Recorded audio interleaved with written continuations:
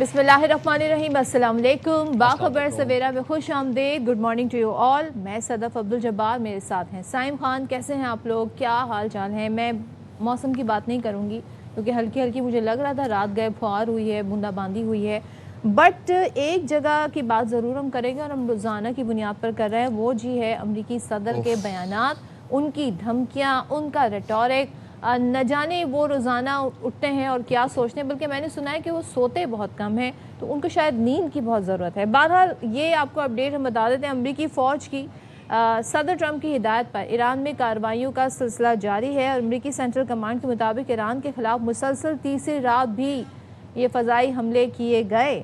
हमलों का आगाज़ रात 12:15 बजे हुआ। इन कार्रवाइयों का मकसद क्या है? आबनाए हर्मुज़ is the bone of contention. इस वक्त अगर हम बात करें तो आबनाए हर्मुज़ में शहरी और तिजारती जहाज़ों का तहफ़्फ़ुज़ और महफूज गुज़रगाह को यकीनी बनाना है। सेंटकॉम का ये कहना है कि हमले ईरानी अफवाज को भारी नुकसान पहुँचाने के लिए किए जा रहे हैं। चलें जी, मतलब we are back to square one. वो जो 3 महीने पहले जो सिचुएशन थी, अब दोबारा से हम वहाँ पे दोबारा आ गए। All thanks to Donald Trump कि जो स्ट्रेट ऑफ हॉर्मुज़ खुली हुई थी, जो कि वॉर का कॉज कभी भी नहीं थी, वो तो कॉन्सिक्वेंस थी, उसके ऊपर बात अब दोबारा से आ गई है। अब डोनाल्ड ट्रंप बेसिकली मुद्दा ये है, आसान अल्फाज में आपको बताऊं, कि ईरान और अमेरिका एक दफ़ा फिर से आमने सामने आ गए हैं और दोनों तरफ से जो है वो सर्जिकल स्ट्राइक्स हो रही हैं, एयर स्ट्राइक्स हो रही हैं। अमेरिका ये कहता है, डोनाल्ड ट्रंप ये कहते हैं कि वो दोबारा से स्ट्रेट ऑफ हॉर्मुज़ का नेवल ब्लॉकेट करेंगे और आज से ट्यूसडे से ये नेवल ब्लॉकेट शुरू होगा और जो भी कार्गो वेसल वहाँ से गुजरेगा, अब वो अमेरिका को 20% पेमेंट देगा, तो फिर अमेरिका उस कार्गो वेसल की सिक्योरिटी यकीनी बनाएगा और उसको स्ट्रेट ऑफ हॉर्मुज़ से पास थ्रू करवाएगा।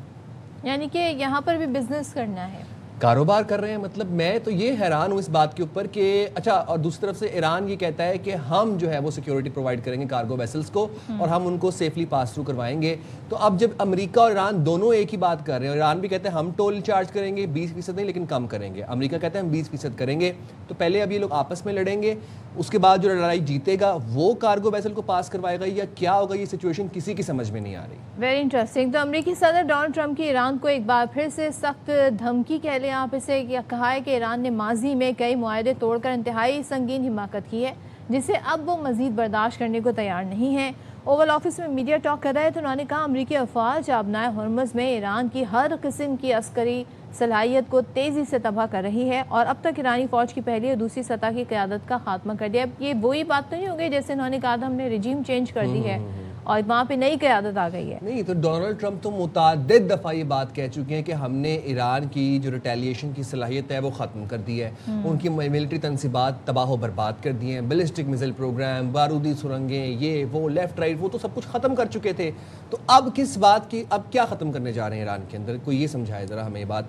ट्रंप ने मजीद ये भी कहा है कि ईरान पर जारी बमबारी के साथ साथ उसकी इक्तिसादी नाकाबंदी भी की जा रही है, जो अस्करी कार्रवाई से ज़्यादा मुफीद साबित होगी। ईरान गुज़िश्ता 47 सालों से सिर्फ मुज़ाकरात का नाटक कर रहा था, ये डोनाल्ड ट्रंप कहते हैं, लेकिन अब अमेरिकी फ़ौज उन पर तारीख का सबसे बड़ा और फैसला कुन वार कर रही है। तो सुन लें क्या कह रहे हैं डोनाल्ड ट्रंप साहब।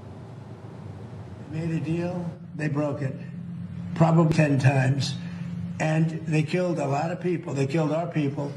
We are just going forward. We're attacking them tonight. We're taking out all of their capability for anything having to do with the Strait, with the Hormuz Strait. And I think in the end, we will end up just controlling the whole thing. They've been negotiating for 47 years, but nobody's ever hit them militarily. We're hitting them very hard. They made a deal. अच्छा, Iran पे जब attack होते हैं तो फिर Iran क्या करता है, जो खलीजी रियासतें हैं जहाँ पर अमरीकी बेसिस है वहाँ पर अटैक करता है। अब ज़रा यहाँ पर हम मुत्तहिदा अरब अमारात की भी बात कर लेते हैं। मुत्तहिदा अरब अमारात का कहना है कि ईरान ने 2 ऑयल टैंकर को निशाना बनाया, जिसके नतीजे में अमले का 1 रुकन हलाक और 8 ज़ख्मी हुए। अमारती वजारत दिफा का ये बताना है कि आबनाए हॉर्मुज़ की जनूबी गुजरगाह में 2 ऑयल टैंकर्स को ईरानी क्रूज़ मिसाइल से निशाना बनाया गया और ये हमले ओमान की समंदरी हुदूद में किए गए। जख्मियों में 6 भारतीय और 2 यूक्रेनी शहरी शामिल हैं। हमले के नतीजे में दोनों टैंकर्स को नुकसान पहुंचा, ताहम आग पर काबू पा लिया गया है। तो अबू धाबी ने वाक़े की इसकी शदीद मजम्मत करते हुए इसे बैनुल-अक़वामी क़वानीन की संगीन खिलाफ वर्जी करार दिया और कहा ये हमले खित्ते की सलामती इस्तेहकाम के लिए ख़तरा है। रियासत इस कशीदगी का जवाब देने का मुकम्मल हक محفوظ رکھتی ہے. اب آپ سوچیں کہ یہ جب بھی ایران اور امریکہ کے درمیان میں جنگ شروع ہوتی ہے, یہاں سے میزلز کا ایکسچینج ہوتا ہے, تو یہ بات پھر ایران اور امریکہ کے بیچ میں نہیں ٹھہرتی نا, یہ بات پھر پھیلتی مشرق وسطیٰ میں پھیل جاتی ہے. پھر بحرین بھی انوالو ہو جاتا ہے, ایران کر لیتا ہے, بحرین کو بھی انوالو کر لیتا ہے, قطر کو بھی کر لیتا ہے, یو اے ای کو بھی کر لیتا ہے. اور یہی اسرائیل, this is what Netanyahu wanted. ایران کا امریکہ کو آبنائے ہرمز میں مداخلت سے روکنے کا اعلان. خاتم الانبیاء ہیڈ کوارٹرز کے ترجمان کرنل ابراہیم ذوالفقاری صاحب ہیں, آپ جانتے ہوں گے. وہ کہتے ہیں کہ امریکہ کی مسلسل جارحیت نے علاقائی سلامتی اور بین الاقوامی تجارت کو خطرے میں ڈال دیا ہے. امریکی فوج نے طے شدہ ایرانی راستوں میں مداخلت کی تو اسے بھرپور جواب دیا جائے گا. خطے کے بعض ملکوں کا امریکہ کے ساتھ تعاون جنگ پھیلنے کے خدشات میں اضافہ کر رہا ہے, اور امریکی فوج کی مدد کرنا ایران کے خلاف جنگ سمجھا جائے گا. اگر تنازع مزید پھیلتا ہے تو جنگ کے شعلے خطے کے تمام ممالک کو اپنی لپیٹ میں لے لیں گے. تو یہ تو بالکل ویسے ہی باتیں ہو رہی ہیں جو ہم نے سیز فائر سے پہلے دیکھی ہیں, تو اس بارے میں بات کر لیتے ہیں. دفاعی تجزیہ کار ایئر کموڈر ریٹائرڈ خالد چشتی صاحب نے جوائن کیا ہے. بہت شکریہ خالد چشتی صاحب جوائن کرنے کے لیے. مجھے ذرا سمجھائیے گا, 3 راتیں ہو گئی ہیں کہ امریکہ کی جانب سے فضائی حملے کیے جا رہے ہیں, دوسری طرف سے یہ بھی دعویٰ امریکہ یہ بھی کر رہا ہے کہ بڑا بھاری نقصان ایران کو ہم پہنچا رہے ہیں. آبنائے ہرمز پر اب صرف بلاکیڈ کی بات نہیں ہو رہی, بلکہ ٹول کون لے گا, فیس کون لے گا, اس کی بھی بات ہو رہی ہے. تو یہ تو مجھے کہیں سے بھی ایسا نہیں لگ رہا کہ ان دونوں میں سے کسی بھی ملک نے ایم او یو سائن کیا ہو, کسی ملک نے یہ بات طے کی ہو کہ ہم جی مذاکرات کریں گے, ٹیکنیکل مذاکرات کریں گے. تو سچویشن ورس ہوتی بھی نظر آ رہی ہے ہمیں. جی بہت شکریہ صدف حسین, آپ نے انوائٹ کیا.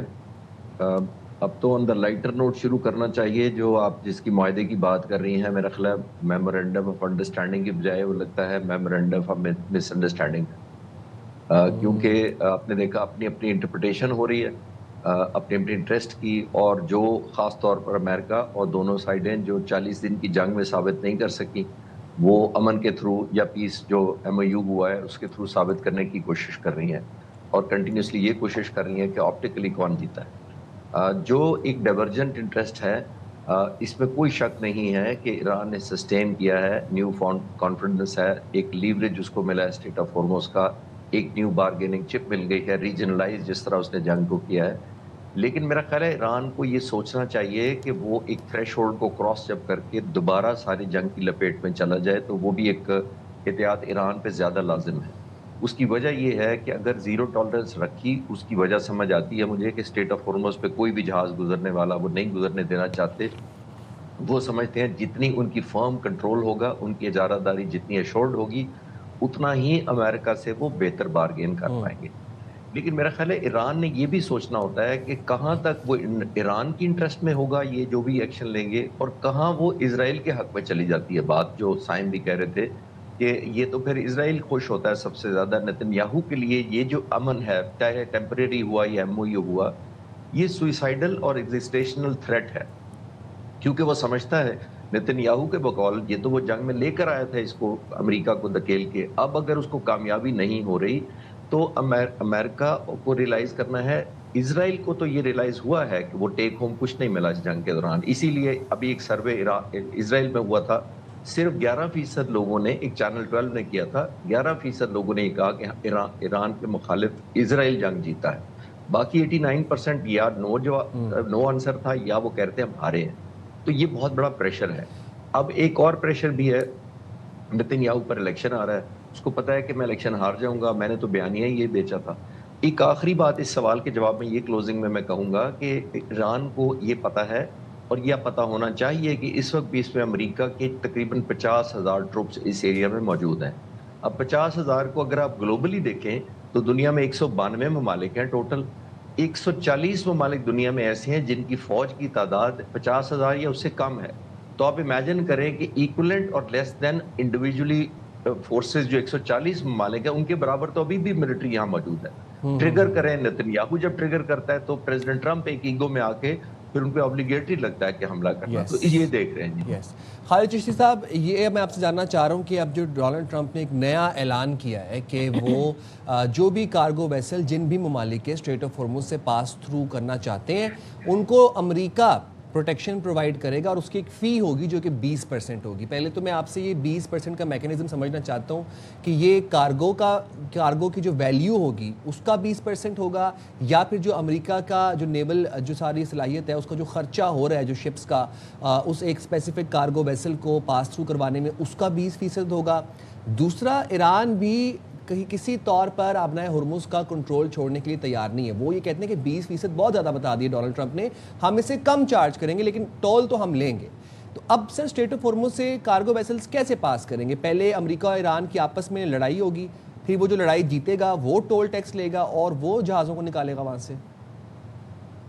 صاحب آپ کو یاد ہوگا کہ جب یہ جنگ کے دوران ایران جو اپنی مرضی سے بحری جہازوں کو آنے جانے دے رہا تھا, اس وقت وہ $2 ملین لے رہا تھا پر شپ لے رہا تھا. $2 ملین اگر آپ اس جنگ سے پہلے نہ بھی جائیں, جب 120, 25 اور 30, 40 یہاں تک ایوریج روزانہ شپس گزرتے تھے جنگ سے پہلے, جب جنگ کے دوران ایران نے ٹول لینا شروع کیا تو ایوریج 50 جہاز گزر رہے تھے. 50 جہازوں کو اگر آپ ایران ابھی تو نہیں لے رہا as part of the MOU, لیکن جب لینا شروع کر دے کسی طریقے سے تو یہ تقریباً $100 ملین روزانہ بنتا ہے, جس کا مطلب ہے $36 بلین ایران کمائے اگر وہ ٹول لینا شروع کر دے. نمبر 1, کیونکہ اسٹریٹ آف ہرمز امریکہ چھڑا نہیں سکا, تو آپ کو یاد ہوگا پہلے بھی اس نے کاؤنٹر بلاکیڈ کر کے بلاکیڈ کو توڑنے کی کوشش کی تھی. یعنی بلاکیڈ ویسے نہیں توڑ سکا تھا, کاؤنٹر بلاکیڈ کیا. ابھی بھی امریکہ وہی کر رہا ہے, اور اگر امریکہ نے یہ کاؤنٹر تھریٹ بھی اسی لیے کیا ہے, اب یہ کاؤنٹر ٹول کر دیا ہے, سمجھے ایک اور سٹیپ اپ کر دیا انہوں نے کہ ہم پہلے اسٹریٹ آف ہرمز چھڑوا نہیں سکے اور ٹول بھی ایران کہہ رہا ہے کہ ہم لیں گے. لیکن میرا خیال یہ ہے کہ یہ ایران ویلیو کے اوپر ہی ہے. جیسے آپ پوچھ رہے ہیں کہ ویلیو کیا ہوگی اس کی شپ کی, اسی پہ ہو رہا تھا تقریباً. دیکھیے کہ اس وقت بھی ایران جو کر رہا تھا دوران MOU, تب بھی وہ اس نے کرو کی ڈیٹیل مانگتا تھا, اس کے نمبر مانگتا تھا, ان کی نیشنلٹی مانگتا تھا, اور ورتھ مانگتا تھا کہ کتنا ہے آپ کا ٹینکر کی ورتھ کیا, اس پہ وہ لگاتا تھا ٹول. تو میرا خیال ہے یہ ایک نان سٹارٹر ہے دونوں ملکوں کے لیے, اور یہ بالکل امیچور سی اپروچ ہے کہ ایک پہلی دفعہ بلاکیڈ کو کاؤنٹر بلاکیڈ کیا, اب ٹول کو کاؤنٹر ٹول میں کنورٹ کر دیا. تھن لائن ہے بہت زیادہ. آخری بات وہی ہے کہ ایران کو میرا خیال ہے زیادہ ایک چیلنجنگ سچویشن کا سامنا ضرور ہے. اس میں کوئی شک نہیں ہے کہ ان کی کیجولیٹیز اتنی زیادہ ہوئی ہیں. ابھی جو جنازہ ہوا آیت اللہ خامنہ کا, اس سے ایک نیو فاؤنڈ کانفیڈنس IRGC کو آ گیا ہے. لیکن یہ بڑی تھن لائن ہے کہ کہاں ویلیو ایڈ ہو رہی ہے اور اب کہاں اپنے آپ سارے سچویشن کو ڈی ویلیو کر رہے ہیں. اچھا چشتی صاحب, میں یہ جاننا چاہتی ہوں کہ آبنائے ہرمز کی ہم بات کر رہے ہیں, اور اس کے ہم یہ دیکھ رہے ہیں اس کی بندش کے عالمی معیشت پر بھی اثرات ہیں. یہاں پر ایران امریکہ جو بھی کہیں, اصل محافظ انٹرنیشنل لاء کے حساب سے کون ہے؟ اور دوسرے اسی سوال سے جڑا سوال یہ کہ اب ثالث کوئی رول پلے کر سکیں گے؟ کیونکہ اتنی مشکلوں سے ان دونوں کو بٹھایا تھا, ٹیبل پہ بٹھایا تھا, بات چیت کے لیے بٹھایا تھا, یہ لوگ وہیں پر پھر سے دوبارہ دونوں ملک آ گئے ہیں. اب ان کا کیا کردار رہ جائے گا؟ صدر ٹیکنیکلی جو انٹرنیشنل لا آف سیز ہے اس کے مطابق یہ 12 ناٹیکل مائلز اگر میں 12 کو کنورٹ کروں تو تقریباً 20-22 کلومیٹر سمجھ لیں جو علاقہ ہوتا ہے وہ آپ کا کسی بھی ملک کا ٹیریٹوریل واٹر کہلاتا ہے. ٹیریٹوریل واٹر کا مطلب یہ ہوتا ہے کہ وہاں پہ آپ کی سیکیورٹی آپ کی ذمہ داری ہوتی ہے. اگر کوئی آئل یا منرل نکلے وہ آپ کر سکتے ہیں, اگر کوئی وائلیٹ کرے اور سیبوٹاج یا ٹیررسٹ ایکٹیویٹی کرے وہ آپ کی ٹیریٹوریل ایکٹیویٹی ہوتی ہے. لیکن آپ as per the international law shipping نہیں روک سکتے وہاں سے. پیسفل شپنگ یا پیسفل ایکٹیویٹی کو یا گلوبل ٹریڈ کی یا ہیومینیٹیرین جو نیڈز ہوتی ہیں ان کو آپ انٹرسیپٹ نہیں کر سکتے. یہ انٹرنیشنل لا ہے. یہاں پہ کیونکہ جو چوکنگ پوائنٹ ہے وہ ہارڈلی کوئی 35 کلومیٹر ہے بٹوین عمان اینڈ ایران, تو یہ انٹرنیشنل لا پہ اپلیکیبل اس طرح ہوگا کہ یہاں دونوں نہیں ٹیکنیکلی نہیں رو سکتے. ایسی صورت میں ہوتا یہ ہے کہ وہ پھر بھی اوپن رہے گا, کسی ایک ملک کی اجارہ داری نہیں ہوگی. لیکن جو آپ بھی کہہ رہے تھے, سائم نے بھی انٹروڈکشن میں کہا کہ جی یہ تو پھر پہلے اسٹریٹ آف ہرمز کھلا ہوا تھا, اس کو بند کر کے پھر کھول رہے ہیں اور پھر بند کر کے پھر کھول رہے ہیں, تو یہ کون سی جنگ ہوئی؟ یہ تو ایک نان سٹارٹنگ کہہ لیں یا دیر از نو میتھڈ ان دا میڈنس. تو اس انٹرنیشنل قوانین کے مطابق یہاں دونوں کی ملکوں کی نہیں ہو سکتی. آپ نے نوٹ کیا, اسی لیے ایران عمان کو کنونس کرتا رہتا ہے اور ان سے مذاکرات کرتا ہے کہ ہم دونوں مل کر کریں گے تو ہم تھوڑا سا ہائر پیڈسٹل پہ چلے جائیں گے. لیکن آخری جملہ میں اس پہ یہ کہوں گا کہ مجھے لگتا ہے کہ ایران کو یہ کلیئر ہے کہ وہ لانگ ٹرم نہیں کر سکے گا. اس کو یہ دو چیزیں چاہیے مجھے لگتا ہے. نمبر 1, اس کو پتا ہے کہ گیو اپ اس کو کرنا پڑے گا کسی نہ کسی سٹیج پہ. وہ اس کو بارگیننگ لیوریج کے طور پہ یوز کر رہا ہے. ہاں وہ کر کیوں رہا ہے؟ ایک وہ کر رہا ہے بارگیننگ کے لیے کہ جب میں بارگین بہتر ملے گی, کچھ ساتھ سے جو فریز ہوئے ہیں وہ مل جائیں گے مجھے. اور دوسرا وہ اسٹریٹ آف ہارموز کو as a buffer zone use کرنا چاہتا ہے، جس کا مطلب یہ ہے کہ وہ سمجھتا ہے کہ پورے کے پوری اسٹیٹ آف ہارموز پر میری انٹیمیشن، مجھے اطلاع دیے بغیر، میری کلیئرنس کے بغیر، چاہے ٹول نہ بھی وہ لے، بٹ ایک نامنل سا ایک انٹیمیشن، کلیئرنس اور سرویلنس جو ہے وہ ایران کی ہو، جو بھی شپنگ لائنز گزرے ادھر سے. مجھے لگتا ہے وہ مور آف، جس کو میں نے کہا نا کہ سمبولک کرنا چاہتا ہے اور ایک بفر زون کے طور پہ اس کو ایڈ کرنا چاہتا ہے. اچھا سر، انسانی فطرت یہ ہے کہ وہ ہمیشہ انسان جو ہے وہ ایک سہل راستہ اپناتا ہے. سب سے پہلے آپ نے ہرمز ایک آج سے 3-4 مہینے پہلے تک ایک سہل راستہ تھا، جیسے ابھی آپ نے بھی ذکر کیا کہ لوگ وہاں سے ٹول دے کے ممالک اپنے شپمنٹس گزار رہے تھے. اب وہاں پہ بے حد جو ہے ہم دیکھ رہے ہیں ایک فساد برپا ہوا ہے، مسلسل وہاں پر ایکسچینج ہو رہا ہے، میزلز کا، جہازوں کا نقصان ہو رہا ہے، مال بردار جہاز ہیں وہ ان کو نشانہ بنایا جاتا ہے، اور کنٹریز کا، ممالک کا اچھا خاصا نقصان ہو رہا ہے اس کے اندر. آپ کو لگتا ہے کہ اب سر جوڑ کے سب ممالک بیٹھیں گے اور کوئی آلٹرنیٹ روٹ اپنائیں گے اور پھر اسی آلٹرنیٹ روٹ کو ہی اپنایا جائے گا، اور آپ نے ہرمز جو ہے وہ اتنی یوزفل نہیں رہے گی ان دا ڈیز اور ایئرز ٹو کم؟ جی بہت اچھا سوال ہے، اور جواب ہے ہاں، مختصر، اور اس کی میں تفصیل پیش کر دیتا ہوں. دیکھیے یو اے ای نے آلریڈی فجیرہ، ان کی ایک چھوٹی سی پورٹ ہے before strait of Hormuz. That means اگر فجیرہ میں جو انہوں نے بہت زیادہ تیزی سے کام شروع کر دیا، وہ پورٹ ہے جو اسٹیٹ آف ہارموز سے پہلے آتی ہے، جس کا مطلب ہے کہ you a E long term میں میرا خیال ہے 1.5 سے 2 سال انہوں نے بہت ہائی سپیڈ کام ہو رہا ہے اس پہ کام شروع کر دیا ہے. سعودی عرب کی ریڈ سی کی طرف ایک پائپ لائن آلریڈی تھی جو جس میں سے 2 ملین بیرل گزرتا تھا، اس کو 7 ملین بیرل روزانہ پہ لے کے جا رہے ہیں. انہوں نے اس پہ بہت کام شروع کر دیا ہے. دیٹ مینز آلدو وہ باب المندب ہوگا لیکن وہ ریڈ سی کی طرف ہوگا، جو سعودی عرب کو ایڈوانٹیج ہے. تو تمام کے تمام ممالک جو ہیں یہ جو ریجنل ہیں، انہوں نے آلٹرنیٹ کے شروع کر دیا ہے. اور اگر آپ جاپان کو، کوریا کو، چائنا کو اور بڑے ممالک کو دیکھیں تو وہ انہوں نے تمام ایک ایز اے جنگ کہہ لیں، جنگی بنیادوں پر ایک کیمپین شروع کر دی ہے کہ آلٹرنیٹ سورس آف انرجی کی وجہ سے ہم سوئچ کر جائیں، جس کی وجہ سے ہماری ایران اور اسٹیٹ آف ہارموز اور امریکہ اور ان تمام فیکٹرز پر جو ابھی دنیا نے دیکھے اس پہ ڈپینڈنسی کم ہو جائے گی. یہ ایک نیو فاؤنڈ ریئلزم دنیا کے اندر ہے کہ آپ کو آلٹرنیٹ سورس آف انرجی پہ جانا پڑے گا گلوبلی، لیکن جو ریجنل ہے وہ تمام کے تمام ممالک آلٹرنیٹ اپنی سپلائی روٹس اور جوکنگ پوائنٹس اور ڈسٹریبیوشن سینٹرز علیحدہ بنا رہے ہیں. اور چشتی صاحب، ہم جب دیکھ رہے ہیں کہ جواب میں جب ایران اٹیک کرتا ہے تو وہ ان کنٹریز کو بھی نشانہ بناتا ہے، جی سی سی کنٹریز جہاں پر امریکی بیسز موجود ہیں. اب ڈائریکٹ امریکہ پہ تو اٹیک نہیں ہو رہا ہے. ابھی میں تھوڑی دیر پہلے دیکھ رہی تھی متحدہ عرب امارات نے کافی غصے کا بھی اظہار کیا. انہوں نے کہا کہ ہماری سالمیت اور خود مختاری پر اٹیک ہے جس طرح حملے ہو رہے ہیں. یہ ممالک کب تک اس سچویشن کو ویٹ اینڈ واچ والی پالیسی اپنائیں گے؟ کیونکہ پہلے تو پھر بھی ایک یہ سہارا تھا کہ چلے جی ثالث موجود ہیں، چلے جی ثالث مذاکرات کروا رہے ہیں، یہ کوشش ہو رہی ہے، وہ کوشش ہو رہی ہے. اب ثالثوں کی کوشش بھی سامنے آ گئی، ثالثوں نے بڑی محنت بھی کی، یہ بھی آپ نے دیکھ لیا. ایم او یو کے بعد ایم او یو آپ نے کہا خود ہی کہا کہ یہ میمورینڈم آف مس انڈرسٹینڈنگ بن گیا اب تو یہ. تو اب وہ بھی میدان میں آ سکتے ہیں، کتنا برداشت کریں گے وہ لوگ؟ جی صدف، دیکھیے جو پہلا راؤنڈ ہوا نا، دنیا نے تھوڑا سا ایک ایلیمنٹ آف ایکسیپٹیبلٹی مان لیا. ایران کا جو پہلی جنگ ہوئی تھی اس میں یہ مان لیا کہ ایران کے پاس کیونکہ لانگ رینج ہے نہیں، ایران کو جو اپنا ڈیفینڈ کرنا ہے اس کے لیے اسرائیلی ایک ٹارگٹ لیجیٹمیٹ ہے. اور سیکنڈ تھوڑا سا ایک ایلیمنٹ آف ایکسیپٹیبلٹی، میں لیجیٹمیسی اپنے پوائنٹ آف سے، ایران کے پوائنٹ آف سے کہہ رہا ہوں کہ انہوں نے سمجھا کہ ہم لیجیٹمیٹ ہیں ٹارگٹ کرنے میں.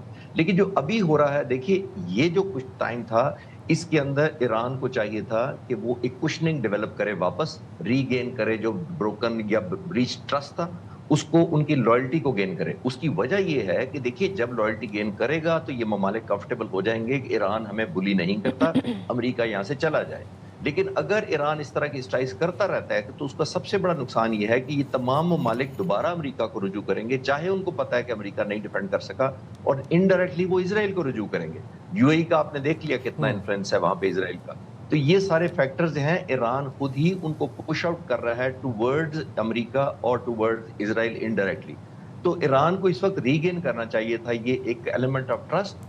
وہ میرا خیال ہے ٹیکٹیکلی ان کی طرف سے یہ فیصلہ اتنا ٹھیک نہیں ہے جس کو میں اپریشیٹ کروں. اور میں چاہوں گا کہ ایز این انٹرنیشنل کنٹری جو اپنے اس نے نیو فاؤنڈریزم کر لیا ہے، اب اس کو ویلیو ایڈ کرتا اور ان ملکوں کو یہ شور کرواتا کہ وہ میری مجبوری تھی، میں لانگ ٹرم میں آپ کے لیے بلی یا ایک پولیس مین نہیں بنوں گا، تو آپ امریکہ کو یہاں سے نکالیں، بجائے یہ کرنے کے دوبارہ کنورج کر دیا اسرائیل کو بھی امریکہ کی طرف اور انہی ملکوں کو امریکہ کی طرف. کریکٹ سر. دو چھوٹی چھوٹی چیزوں پہ آپ کا کمنٹ جاننا چاہوں گا. ایک تو کیئر سٹارمر صاحب نے جاتے جاتے ایک نیا شوشہ چھوڑ دیا ہے, انہوں نے پاسداران انقلاب کو دہشت گرد تنظیم برطانیہ نے قرار دے دی ہے. ایک تو ذرا وہ بھی بتا دیں کہ وہ کس ٹینجنٹ پہ ہیں. اب وہ آفس چھوڑنے سے پہلے کوئی ڈونلڈ ٹرمپ کی خوشنودی حاصل کرنا چاہتے ہیں, کیا وہ کرنا, یا نیٹو کے ساتھ تعلقات ڈونلڈ ٹرمپ امریکہ کے واپس بحال کرنا چاہ رہے ہیں, وہ پوائنٹ کیا تھا ان کا, وہ کس ٹینجنٹ پہ ہیں. دوسرا سر یہ کہ اب پاکستان کو بھی کتنی اشد ضرورت ہے کوئی آلٹرنیٹ روٹ فائنڈ آؤٹ کرنے کی, کیونکہ اب یہاں پر تو لڑائیوں کا سلسلہ بڑھتا ہی چلا جا رہا ہے نا. تو ہماری تو معیشت کی سر کمر ٹوٹ گئی, ابھی تک ہمارے پاس لوور سطح پہ وہ ریلیف پہنچا ہی نہیں تھا کہ 9% آج پھر سے عالمی مارکیٹ میں خام تیل کی قیمتیں بڑھ گئی ہیں ڈونلڈ ٹرمپ کے اس 20% والے بیان کے بعد. تو ہمیں کتنی ضرورت ہے سر آلٹرنیٹ روٹ فائنڈ آؤٹ کرنے کی؟ جی, پہلا سوال جو آپ کا ہے وہ یہ پہلا پورشن جو آپ نے کہا بالکل ٹھیک کہا کہ وہ جاتے جاتے یو کے پرائم منسٹر نے سوچا کہ میں اپنی ایک لیگیسی پازیٹیو نوٹ پہ چھوڑ جاؤں اور ایک گڈ ول کریٹ کر جاؤں امریکن پریزیڈنٹ کے ساتھ. خاص طور پہ مجھے وہی ایکشن نظر آتا ہے, کیونکہ اس سے اس وقت سگنیفیکنٹ نہیں ہے. یہ سب سے بڑے تو نیگوشیٹر جو اس وقت باقر کالباغ ہیں وہ IRGC کے ہیڈ رہے ہیں, جو اس وقت ان کے اسپیکر ہیں جو مذاکرات کر رہے تھے. جو اس وقت IRGC کے ہیڈ اور ان کے جو ایڈوائزر ہیں وہ IRGC کے بڑے ایکٹیو کمانڈر رہے ہیں. تو یہ اس وقت more of a optic symbolic لگتا ہے, میرا نہیں خیال جنگ میں ایران کو کوئی ڈیمیج ہوگا. That's number 1.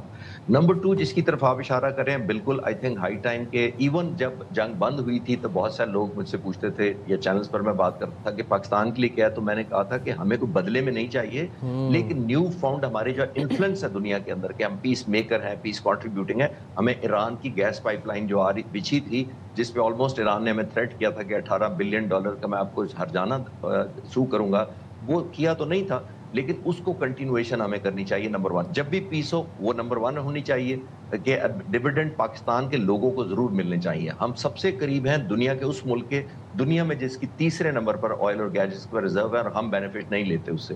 تو دنیا میں سب جگہ ایسا ہوتا ہے, number 1.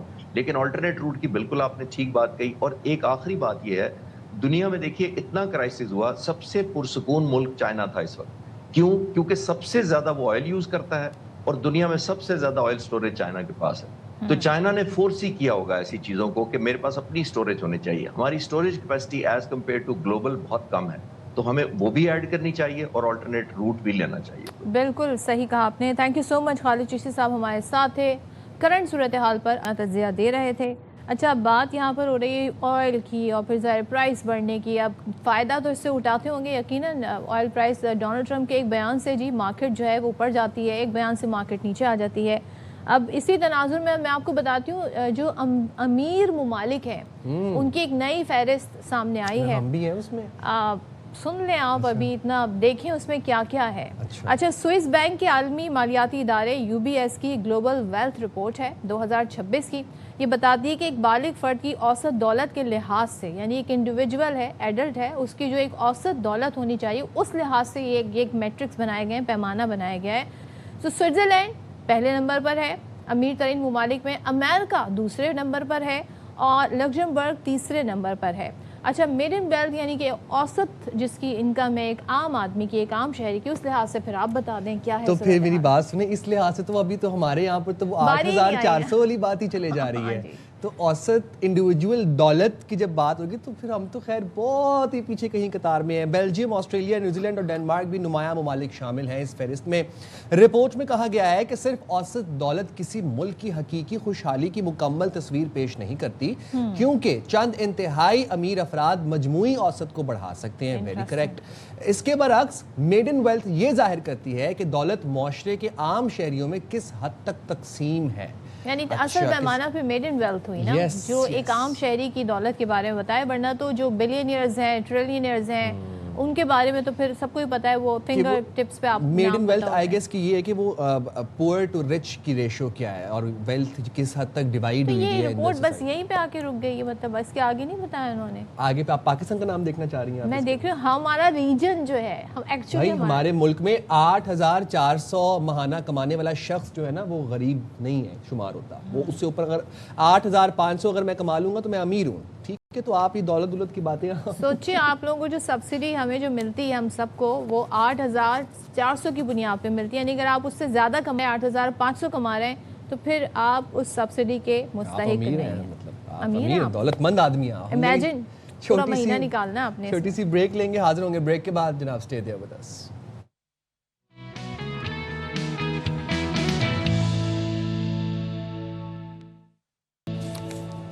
Welcome back once Welcome again. back. और हम अपने प्रोग्राम के स्टार्ट में मौसम की अपडेट्स आपको दे रहे थे। अब ज़रा एक्चुअली डिस्कस कर लेते हैं कि मौसम कैसा है। तो खैबर पख्तूनख्वा से स्टार्ट करते हैं क्योंकि वहाँ पर हो रही हैं मूसलाधार बारिशें वाह। और साथ ही तूफ़ानी हवाएं हैं। अब इन बारिशों से कोहाट की तहसील लाची में मकान की छत गिर गई। अफसोसनाक हादसे में 9 जानें चली गईं जबकि 11 खवातीन और बच्चे ज़ख्मी भी हुए हैं। अच्छा, जाँ बाख होने वालों में 6 खवातीन 3 बच्चे शामिल हैं। अब जो ज़ख्मी हैं उन्हें अस्पताल में मुंतकिल किया गया है, वहाँ पर वो ज़ेर इलाज है। अच्छा जी, फिर गिलगित के ज़िला दयामिर में सैलाब ने तबाही मचा रखी है। थोर में तूफ़ानी बारिश से 6 से ज़ायद मकामात पर सैलाबी सूरत हाल पैदा हो गई। राबता सड़कें मुतादिद मकामात पर बंद होने से आमदोरफ्त शदीद मुश्किलात का सामना है और कई एकड़ पर फैली फसलें रेले में बह गई हैं। जो राबता सड़कें हैं, जो राबता पुल हैं, वो भी रेलों में बह गए हैं। अफसोस ये होता है हमें कि हम इस सीज़न के अंदर हम अच्छी खबरें आपको बताना चाहते हैं मौसम के हवाले से, लेकिन अनफॉर्चुनेटली एवरी ईयर हर साल का पैटर्न है ये कि सैलाबी रेले और ये बह गया, वो बह गया, फसलें तबाह हो गई, बागात तबाह हो गए। लेकिन आपने देखा आजकल हमें काफ़ी ज़्यादा फुटेजेस दिखाई दे रही। चाइना में इस वक्त जो तबाही मची हुई है बारिशों से, वहाँ पर आप देखें इतनी तरक्की होने के बावजूद, जब कहते हैं ना क्लाइमेट चेंज के असरात पूरी दुनिया में, ग्लोबल वार्मिंग के असरात हमें पूरी दुनिया में नज़र आ रहे हैं, तो ये बिल्कुल अनप्रेडिक्टेबल सिचुएशन हो गई है। कहीं पर हैवी रेनफॉल होता है, कहीं पर हम देखते हैं बूंदाबांदी होती है, और फिर जब जहाँ पर ज़्यादा बारिश हो जाती है और चंद मिनट की, चंद घंटों की बारिश में हम देखते हैं इतनी ज़्यादा मिलीमीटर बारिश हो जाती है कि फिर वो ये वाली सिचुएशन बन जाती है। ओवर द वीकेंड ना मैं I was scrolling through Instagram और वहाँ पर ना मुश्कपुरी टॉप के ना कुछ फुटेजेस आ रही थी, रील्स आ रही थी, और लोगों ने कैप्शंस ये लगाए हुए थे कि भाई पूरा मुल्क मुश्कपुरी टॉप पे आ गया हाइक करने के लिए। लंबी जैम पैक वहाँ पर लाइन लगी हुई थी। मैं फर्स्ट टाइम ये नाम सुन रही हूँ। हाँ जी, बड़ा एक टूरिस्ट एरिया है ना वो, तो वहाँ पे थोड़ी सी हाइक करके आपको जाना पड़ता है। तो आप सोचें कि इतने लोग थे कि वो हाइक के लिए लाइन लगी हुई थी वहाँ पर। अब मुल्क भर में आपको पता तालीमी इदारों में छुट्टियां हैं, मौसम गर्मा की छुट्टियां, वेकेशंस चल रही हैं, और यही वो दिन होते हैं जब मुल्क भर से लोग बालाई इलाकों का रुख करते हैं। मैं मलका कोहसार मरी की अगर बात कर लूँ, हर साल हज़ारों गाड़ियाँ दाखिल होती हैं जनाब मरी में, और इस कदर रश हो जाता है मरी में कि कंधे से कंधा मिल रहा होता है, गाड़ियों का दाखिला रोकना पड़ जाता है फिर मरी में इवेंचुअली। और इसी खदशे के पेश नज़र सिटी ट्रैफिक पुलिस मरी को हाई अलर्ट कर दिया गया है। सयाहों और ड्राइवर्स को ये हिदायत दी गई है कि मरी RM के रोड पर मरम्मती काम जारी है और झीका गली मॉडलिंग मंसूबे के बायस ट्रैफिक पुलिस की तजवीज़ करदा मुतबादिल रास्ते इस्तेमाल करें। GPO चौक भी जो है ना वो भी रिकंस्ट्रक्ट रिजुविनेट वो कर रहे हैं, तो वहाँ पर भी आजकल हम देखते हैं कि वहाँ से भी ये देखें मनाज़र आते हैं कि वहाँ पर ट्रैफिक है। ये यानी कि दो सिचुएशन हो गई ना, एक तो सयाह आ गए हैं, उनका रश है, दूसरे वहाँ पर मरम्मती और तरक्याती काम हो रहा है। तो क्या सिचुएशन है, किस तरीके से लोगों को इस बारे में आगाही दी जा रही है? अरसलान अयाज हमारे नुमाइंदे हैं, उनसे बात कर लेते हैं। अरसलान बताइएगा, बिकॉज अब ज़ाहिर है अभी जुलाई है, छुट्टियाँ अभी ख़त्म नहीं हुई हैं, काफ़ी ज़्यादा रश भी हमें नज़र आ रहा है। वैसे सूरत हाल क्या है वहाँ पर? अंडर कंट्रोल है? काफ़ी ज़्यादा सयाह तो नहीं, क्योंकि वहाँ पे ऑलरेडी जब काम हो रहा हो तो वो एरिया तो ज़ाहिर है उसको ज़रा सा कॉर्डन ऑफ भी कर दिया जाता है। जी बिल्कुल, मरी में इस वक्त सीज़न पीक पे है और बहुत बड़ी तादाद जो है वो सयाहों की दाखिल होती है। अगर मैं आपको लास्ट जो वीकेंड है उसकी मैं आपको फिगर्स बताऊं तो 26,000 गाड़ियां जो है वो सैटरडे को और 23,000 गाड़ियां संडे को मरी के अंदर दाखिल हुई। ये सिर्फ मैं आपको बता रहा हूँ जो एक्सप्रेस वे का जो टोल प्लाजा है वहाँ से। अब मरी के अंदर अगर पार्किंग कैपेसिटी की मैं बात करूँ तो टोटल 4,500 से 5,000 की हार्डली पार्किंग कैपेसिटी है। तो जब इतनी ज़्यादा गाड़ियाँ आती हैं तो रश जो है फिर वो कंट्रोल नहीं हो पाता। डिस्ट्रिक्ट एडमिनिस्ट्रेशन हो या सिटी ट्रैफिक पुलिस हो या मोटरवे पुलिस हो। दूसरा जो आपने जैसे जिक्र किया कि ना सिर्फ झीका गली जो चौक है जो मेन वहाँ पर एक हब है, जंक्शन है, वो भी रिमॉडलिंग है। इसके साथ साथ जो मरी को आने वाली 2 मेन जो प्राइमरी रूट्स हैं, एक है RM के रोड और एक है एक्सप्रेस वे। तो RM के रोड गुज़िश्ता 1.5 साल से कंस्ट्रक्शन हो रही है वहाँ पर, और वहाँ से सारा जो इफ्लक्स है ट्रैफिक का वो भी एक्सप्रेस वे पे शिफ्ट हो गया है। ये जो मनसूबा RM की ये 1.5-2 साल से ताख़ीर का भी शिकार हो रहे हैं। अभी एक सूबाई minister for communication and works ने भी वहाँ पे दौरा किया और इसकी लागत भी तकरीबन 3.25 अरब है, जिसकी वजह से ये ट्रैफिक की जो कंजेशन है ये बहुत ज़्यादा हो रही है। झीका गली चौक की भी रिमॉडलिंग हो रही है। मार रोड के ऊपर भी एक ऑपरेशन है जहाँ पर बिल्डिंग्स को एक्वायर करके एक थीम पार्क बनाया जा रहा है। तो इन सारी चीज़ों की वजह से یہ سارے مسائل. صحیح. ارسلان بہت شکریہ, آپ میں اپڈیٹ کر رہے تھے. بات کر لیں گے چیف ٹریفک آفیسر مری SSP سید منیر احمد ہاشمی صاحب نے ہمیں جوائن کیا ہے. بہت شکریہ منیر صاحب, آپ نے پروگرام کے لیے وقت نکالا. ایک تو RM کے روڈ بدحالی کا شکار ہے, دوسرا جھیکا گلی چوک پہ تزئین و آرائش چل رہی ہے, مرمتی کام چل رہا ہے, پھر مال روڈ GPO چوک کے اوپر بھی کام چل رہا ہے. جاننا میں آپ سے یہ چاہ رہا ہوں کہ کیسے مینیج کر رہے ہیں, کتنی گاڑیاں داخل ہو رہی ہیں مری میں اب سنس یہ تو ٹیوزڈے آج ورکنگ ڈیز چل رہے ہیں, تو ورکنگ ڈیز پہ زیادہ رش ہوتا ہے دیکھنے میں آ رہا ہے یا ویکینڈز پہ زیادہ رش ہوتا ہے؟ جی بہت شکریہ, السلام علیکم. وعلیکم السلام. گزارش میری یہ ہے کہ مری جو ڈسٹرکٹ ہے بڑا پرانا اور بڑی پرانی اس میں جو پرابلمز ہیں وہ اسی طرح سے چل رہی ہیں جس طرح سے پچھلے 100 سال سے چل رہی ہیں. ہمارا المیہ یہ ہے, سب سے بڑی ہماری پرابلم یہ ہے کہ ایکسپریس وے جو ہے وہ 100 فٹ کی ہے. دو رویہ ہے, آمنے سامنے سے ٹریفک چلتی ہے, سینٹر میں سینٹر میڈینز بنے ہوئے ہیں, ایک پراپر روڈ جو آپ کو ہے وہ نظر آئے گی. جی. ٹول پلازا سے لے کے لوڈ ٹوپا تک آپ کو یہ مینجمنٹ جو ہے وہ بڑی کلیئر نظر آئے گی. دونوں طرف ایجز بھی ہیں اور کچھ ریسٹورانٹس بھی بنے ہوئے ہیں, یعنی کہ ادھر بے شمار گنجائش ہے, ہمیں گنجائش ملے گی مری کو انجوائے کرنے کی. لیکن اس کے ساتھ ساتھ میں عرض کرتا چلوں کہ اس کے ساتھ ساتھ جو ہے جب ہم لوڈ ٹوپا سے مری میں انٹر ہوتے ہیں, لوکل مری میں, تو ہمارے پاس 100 فٹ کی روڈ جو ہے یہ 25 فٹ کی رہ جاتی ہے, اور وہ بھی آمنے سامنے ٹریفک چلانی پڑتی ہے. اس ہفتے میں اس ویک میں 48,000 وہیکل جو ہے وہ انٹر بھی ہوئی ہیں اور آؤٹ بھی ہوئی ہیں. انہی 30 فٹ کی اور کسی جگہ کے اوپر یہ 15 فٹ کی رہ جاتی ہے. اور جو GT روڈ ہے ہمارا وہ ابھی جیسے آپ نے ابھی فرمایا ہے کہ اس کی کنسٹرکشن چل رہی ہے جی, تو پھر اس میں وہ روڈ بھی ہمارے لیے وہ گیٹ وے بھی بند ہو گیا. ایک گیٹ وے ہمارے پاس رہ گیا صرف انٹری کا, یہ جو چیکا گلی سے اوپر ہم جا رہے ہیں کشمیر پوائنٹ اور 4th ویو کی طرف. اس کے علاوہ ہم نے 5 روڈز کو, ہماری مجبوری یہ ہے کہ اوپر جا کے ہمارے پاس 10 فٹ کی روڈ بھی رہ جاتی ہے. اگر آپ نے مری کو وزٹ کیا ہو تو ہر جگہ کے اوپر اب اس ٹائم کے اوپر پیک ڈیز میں کنسٹرکشن ورک چل رہا ہے. تمام روڈ جو ہیں وہ اس کے موسمی حالات کے مطابق جو نالے ہوتے ہیں, جو ڈرینز ہوتے ہیں, وہ ریپیئر ہو رہے ہیں.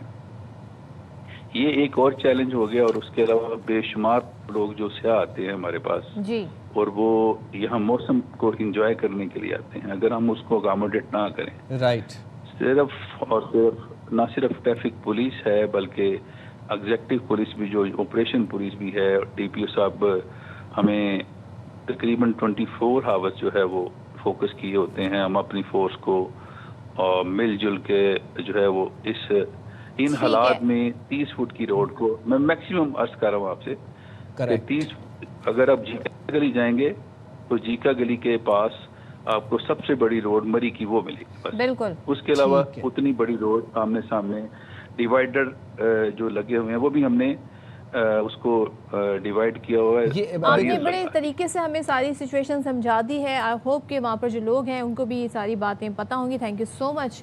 اور کئی لوگوں سے بھی گزارش ہے کہ وہ بھی تھوڑا خیال کریں. وہ خیال یہ کریں آپ کہ دیکھیں اب مری میں وہ بتا رہے ہیں SSP صاحب کہ 48,000 ویہیکلز دس لاسٹ ویکینڈ وہاں پہ انٹر ہوئی ہیں مری میں.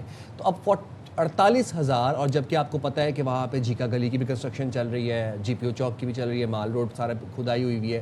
تو اتنی کنجیشن سے پھر آپ کی جو تفریح ہے نا, سیر کا مزہ سارا خراب ہو جاتا ہے. تو آپ لوگ ذرا پلیز دیکھ لیا کریں کہ جہاں پہ آپ لوگ جا رہے ہیں سیر و تفریح کے لیے, وہاں پہ آگے کیا سچویشن ہے, وہاں پہ کیا ماحول ہے. کیوں آپ اپنا بھی پھر موڈ آوازار ہو جاتا ہے, بچے بھی آوازار ہو جاتے ہیں. لیکن آوازاری سے مجھے یاد آیا صدف, اچھا میں آپ نے مجھے کہا نا سیر و تفریح. دیکھیں سیر و تفریح جو ہے نا وہ ضروری نہیں کہ اس کے لیے اتنی دور مقام پہ جایا جائے. آپ گھر بیٹھے بھی بہت ساری چیزیں انجوائے کر سکتے ہیں, اسپیشلی کراچی جیسے ویدر میں جہاں پر ہبس بھی ہے, کبھی ٹھنڈی ہوائیں بھی ہیں, کچھ کبھی کبھی دل کرتا ہے کچھ اچھے مشروبات پینے کو, کچھ ٹھنڈا, کچھ ریفریشنگ پینے کو. اور خاص طور پر جب ریفریشنگ ڈرنک ایسی ہو کہ جس سے آپ کی بہت سی یادیں جڑی ہوں, کرکٹ کی یادیں جڑی ہوں, آپ کی زندگی کے ہیپی مومنٹس جڑے ہوں, بچپن کی یادیں جڑی ہوں.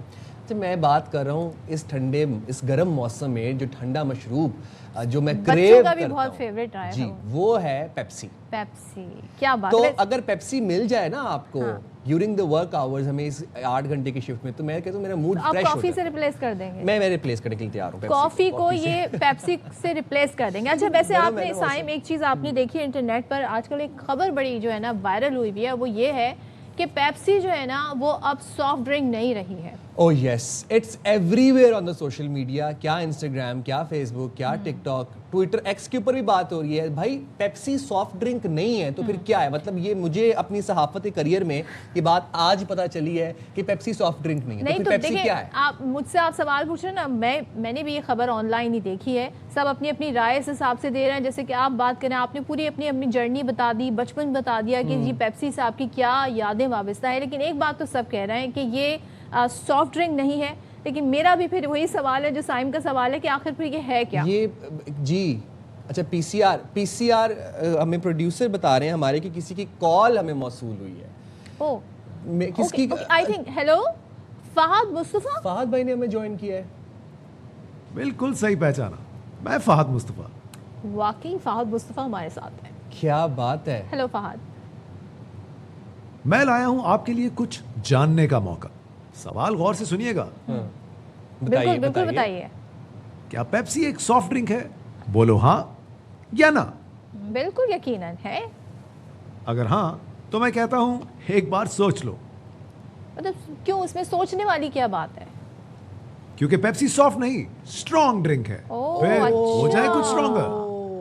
اب بات سمجھ میں آئی کہ سافٹ ڈرنک نہیں ہے, اسٹرانگ ڈرنک ہے. Wow, thank you very much Fahad Mustafa Sahab, آپ کا بہت شکریہ, آپ نے آ کے ہماری یہ کنفیوژن کلیئر کر دی. So Pepsi is not a soft drink anymore, it has become a strong drink. Stronger and stronger, یعنی کہ پیپسی جو ہے اب آپ اس کو سافٹ ڈرنک کی کیٹیگری سے نکال دیں, اب یہ اسٹرانگ ڈرنک بن گئی. یہی سوال تھا جو کافی دیر سے مجھے اور سائم کو پریشان کر رہا تھا, مگر تھینک گاڈ کہ ہمیں فہد مصطفیٰ نے باقاعدہ طور پر آ کر بتا دیا کہ جی اصل حقیقت کیا ہے. میں چاہتا ہوں کہ یہاں پہ ہم بریک لے لیں اور میں بھاگ کے جا کے ہماری جو وینڈی مشین ہے وہاں سے پیپسی اسٹرانگ ڈرنک نکال کے 2 لے کر آؤں گا. جائیں گے چھوٹی سی بریک پہ, حاضر ہوں گے بریک کے بعد.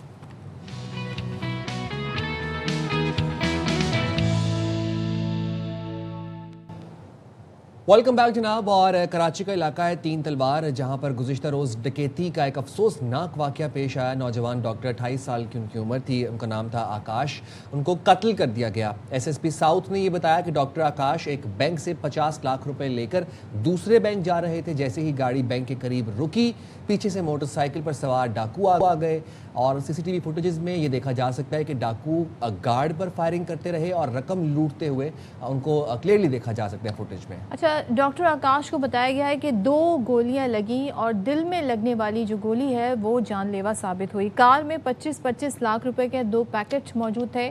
ڈاکو 1 پیکٹ لوٹ کر فرار ہو گئے.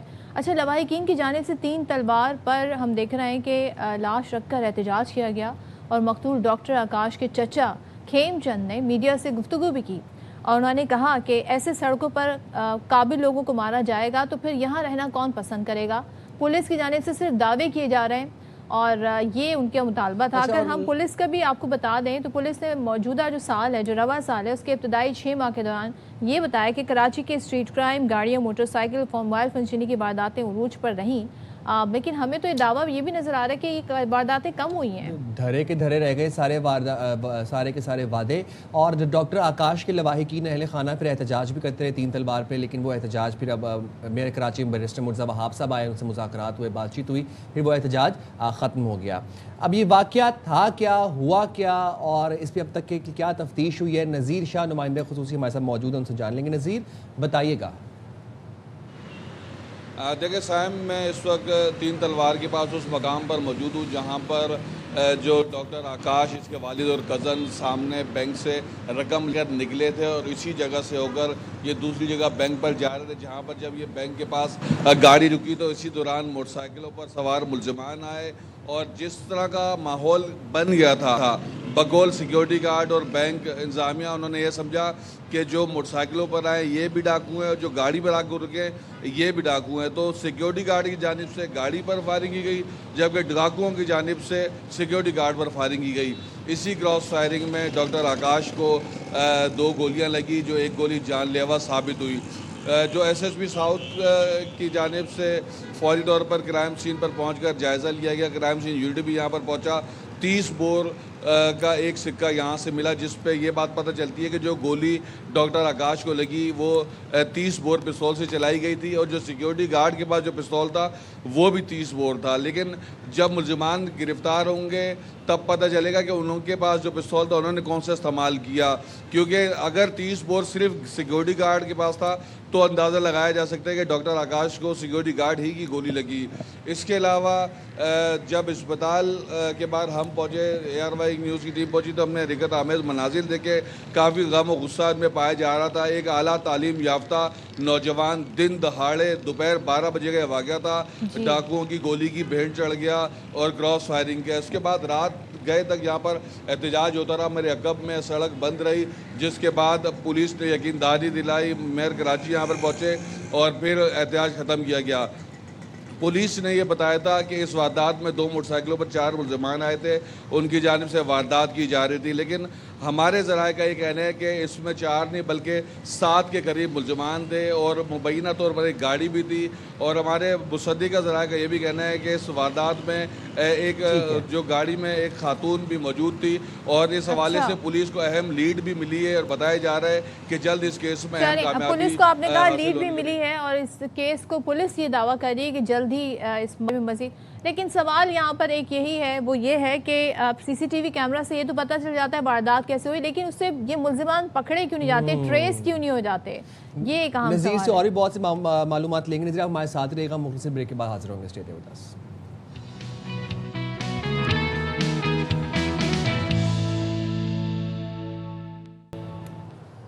ویلکم بیک جناب، اور ہم بات کر رہے تھے 3 تلوار پہ جو گزشتہ روز واقعہ پیش آیا، ڈاکٹر آکاش کو قتل کر دیا گیا کیونکہ وہ بینک سے رقم نکلوا کر جا رہے تھے اور ڈکیتوں نے لوٹ مار کی۔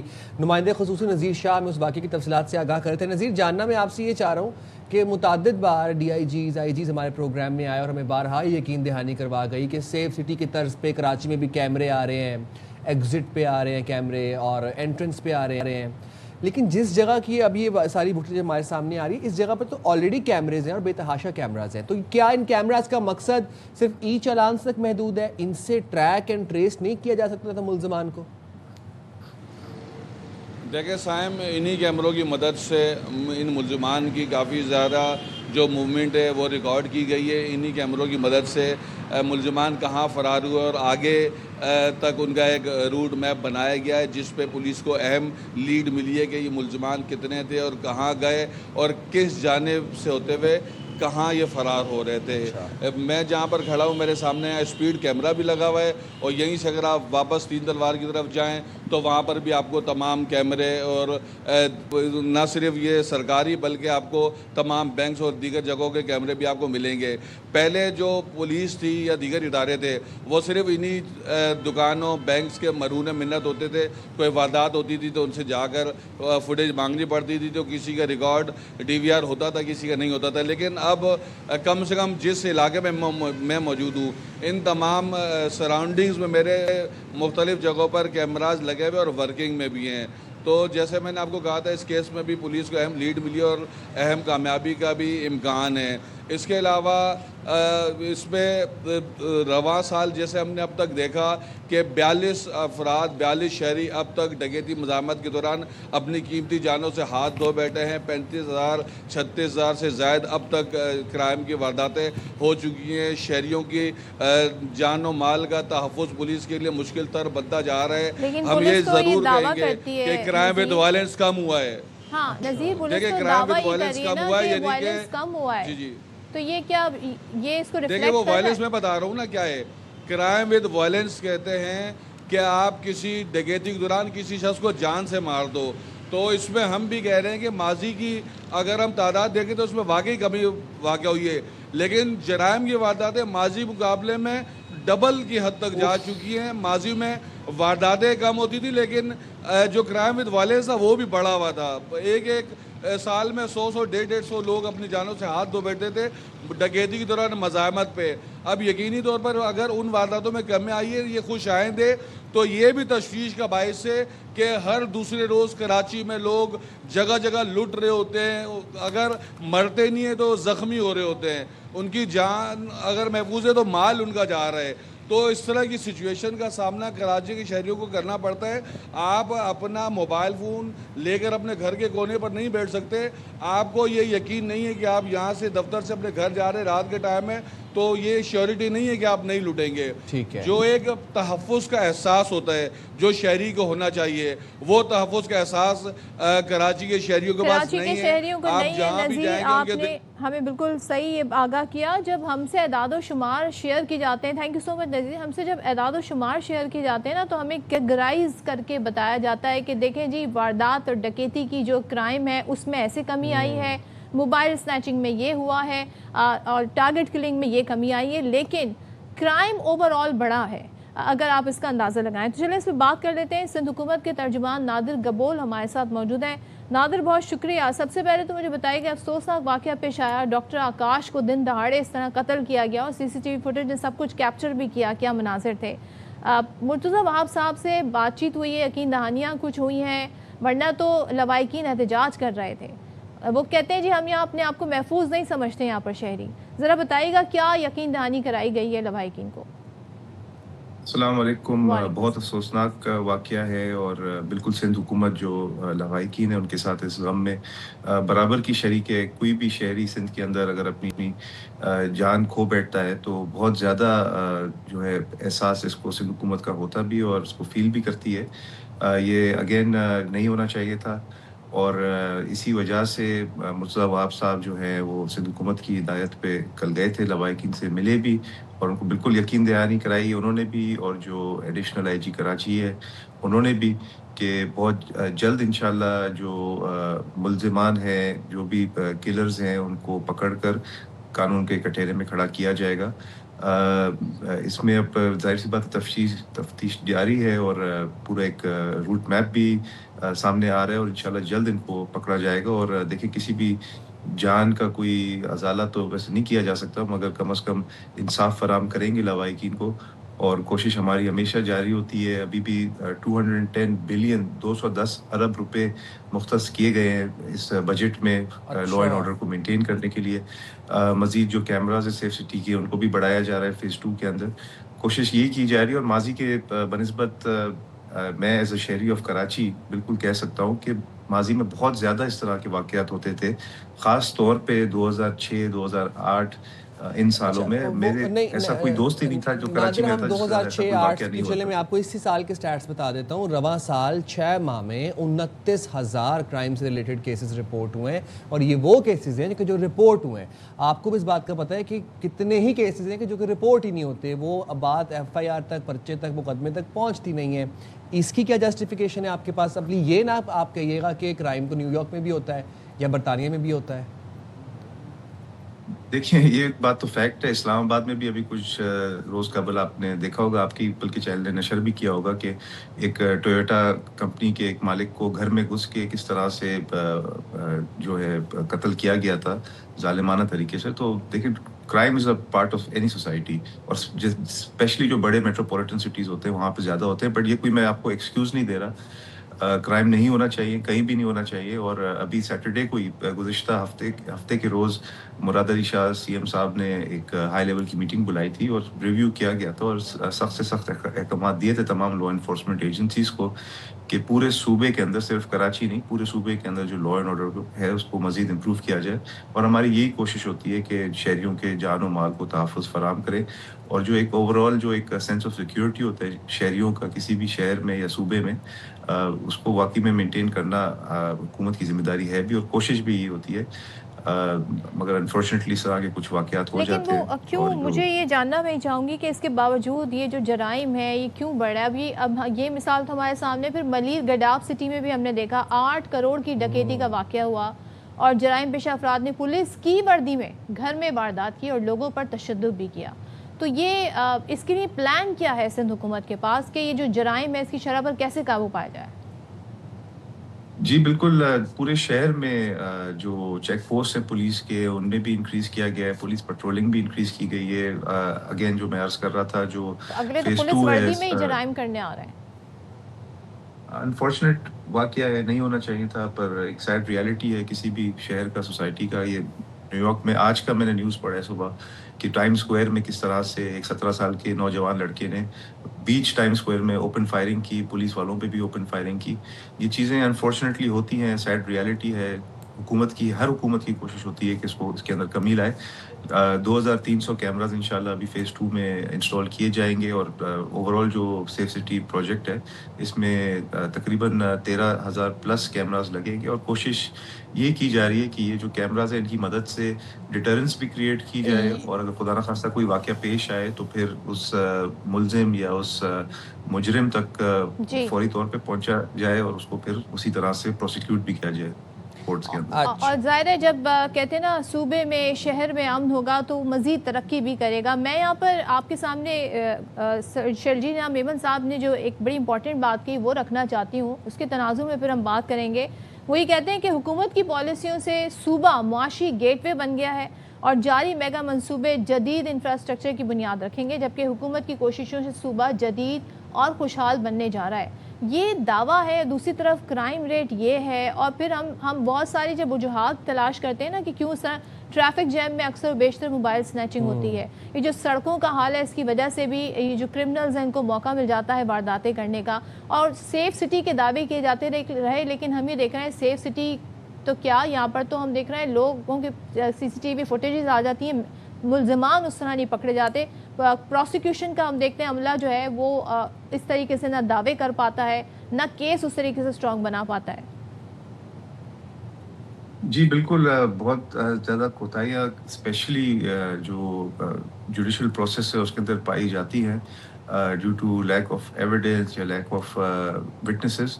حکومت کی کوشش ہمیشہ یہی ہوتی کہ کیس مضبوط سے مضبوط بنایا جائے، اور جو پروسیکیوٹر ہوتے ہیں وہ تو ظاہر سی بات ہے کوشش کرتے ہیں کہ جو انصاف ہے وہ موصول ہو جو افیکٹڈ لوگ ہوتے ہیں ان کو.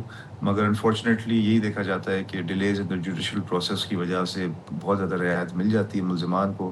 اور ایک دفعہ اگر وہ کوشش ہماری یہی ہوتی ہے کہ اگر وہ پکڑے جائیں تو ان کو اسی طرح سے سزا بھی ملے. It's part of the system. Unfortunately اس کو مزید اس میں امپروومنٹس کی ضرورت ہے اور ہماری کوشش جاری ہے. نادر ابھی آپ نے ذکر کیا اسلام آباد کے ایک واقعے کا، میں بھی آپ کو ایک واقعہ یاد کروا دوں. پچھلے ہفتے کا واقعہ آپ کی نظر سے گزری ہوگی یہ سٹوری کیپٹن صاحب کی، اور اس پورے کیس کے اندر سیف سٹی کیمراز کی مدد سے بر وقت کارروائی کی گئی اور وہاں پہ سارا ٹریس کیا گیا، ٹریک کیا گیا، اور پھر اس کے بعد ملزمان کو دھرا گیا. جاننا میں آپ سے یہ چاہ رہا ہوں کہ لاہور میں بھی سیف سٹیز کی مدد لی جاتی ہے، ہم دیکھتے ہیں اسلام آباد میں وہاں پر بھی لی جاتی ہے. کراچی میں جب سیف سٹی کے کیمراز کی طرز کے اوپر کیمراز لگے جو کہ ای چالانز کے لیے بڑے مددگار ثابت ہو رہے تھے، ان کیمراز نے لگتے کے ساتھ ہی ہفتے کے اندر کروڑوں کے چالانز کیے، اور وہ کیے چالانز وہ ہمارے پاس، ہم نے رپورٹ بھی کیا، اس پہ آپ سے بھی بات کی.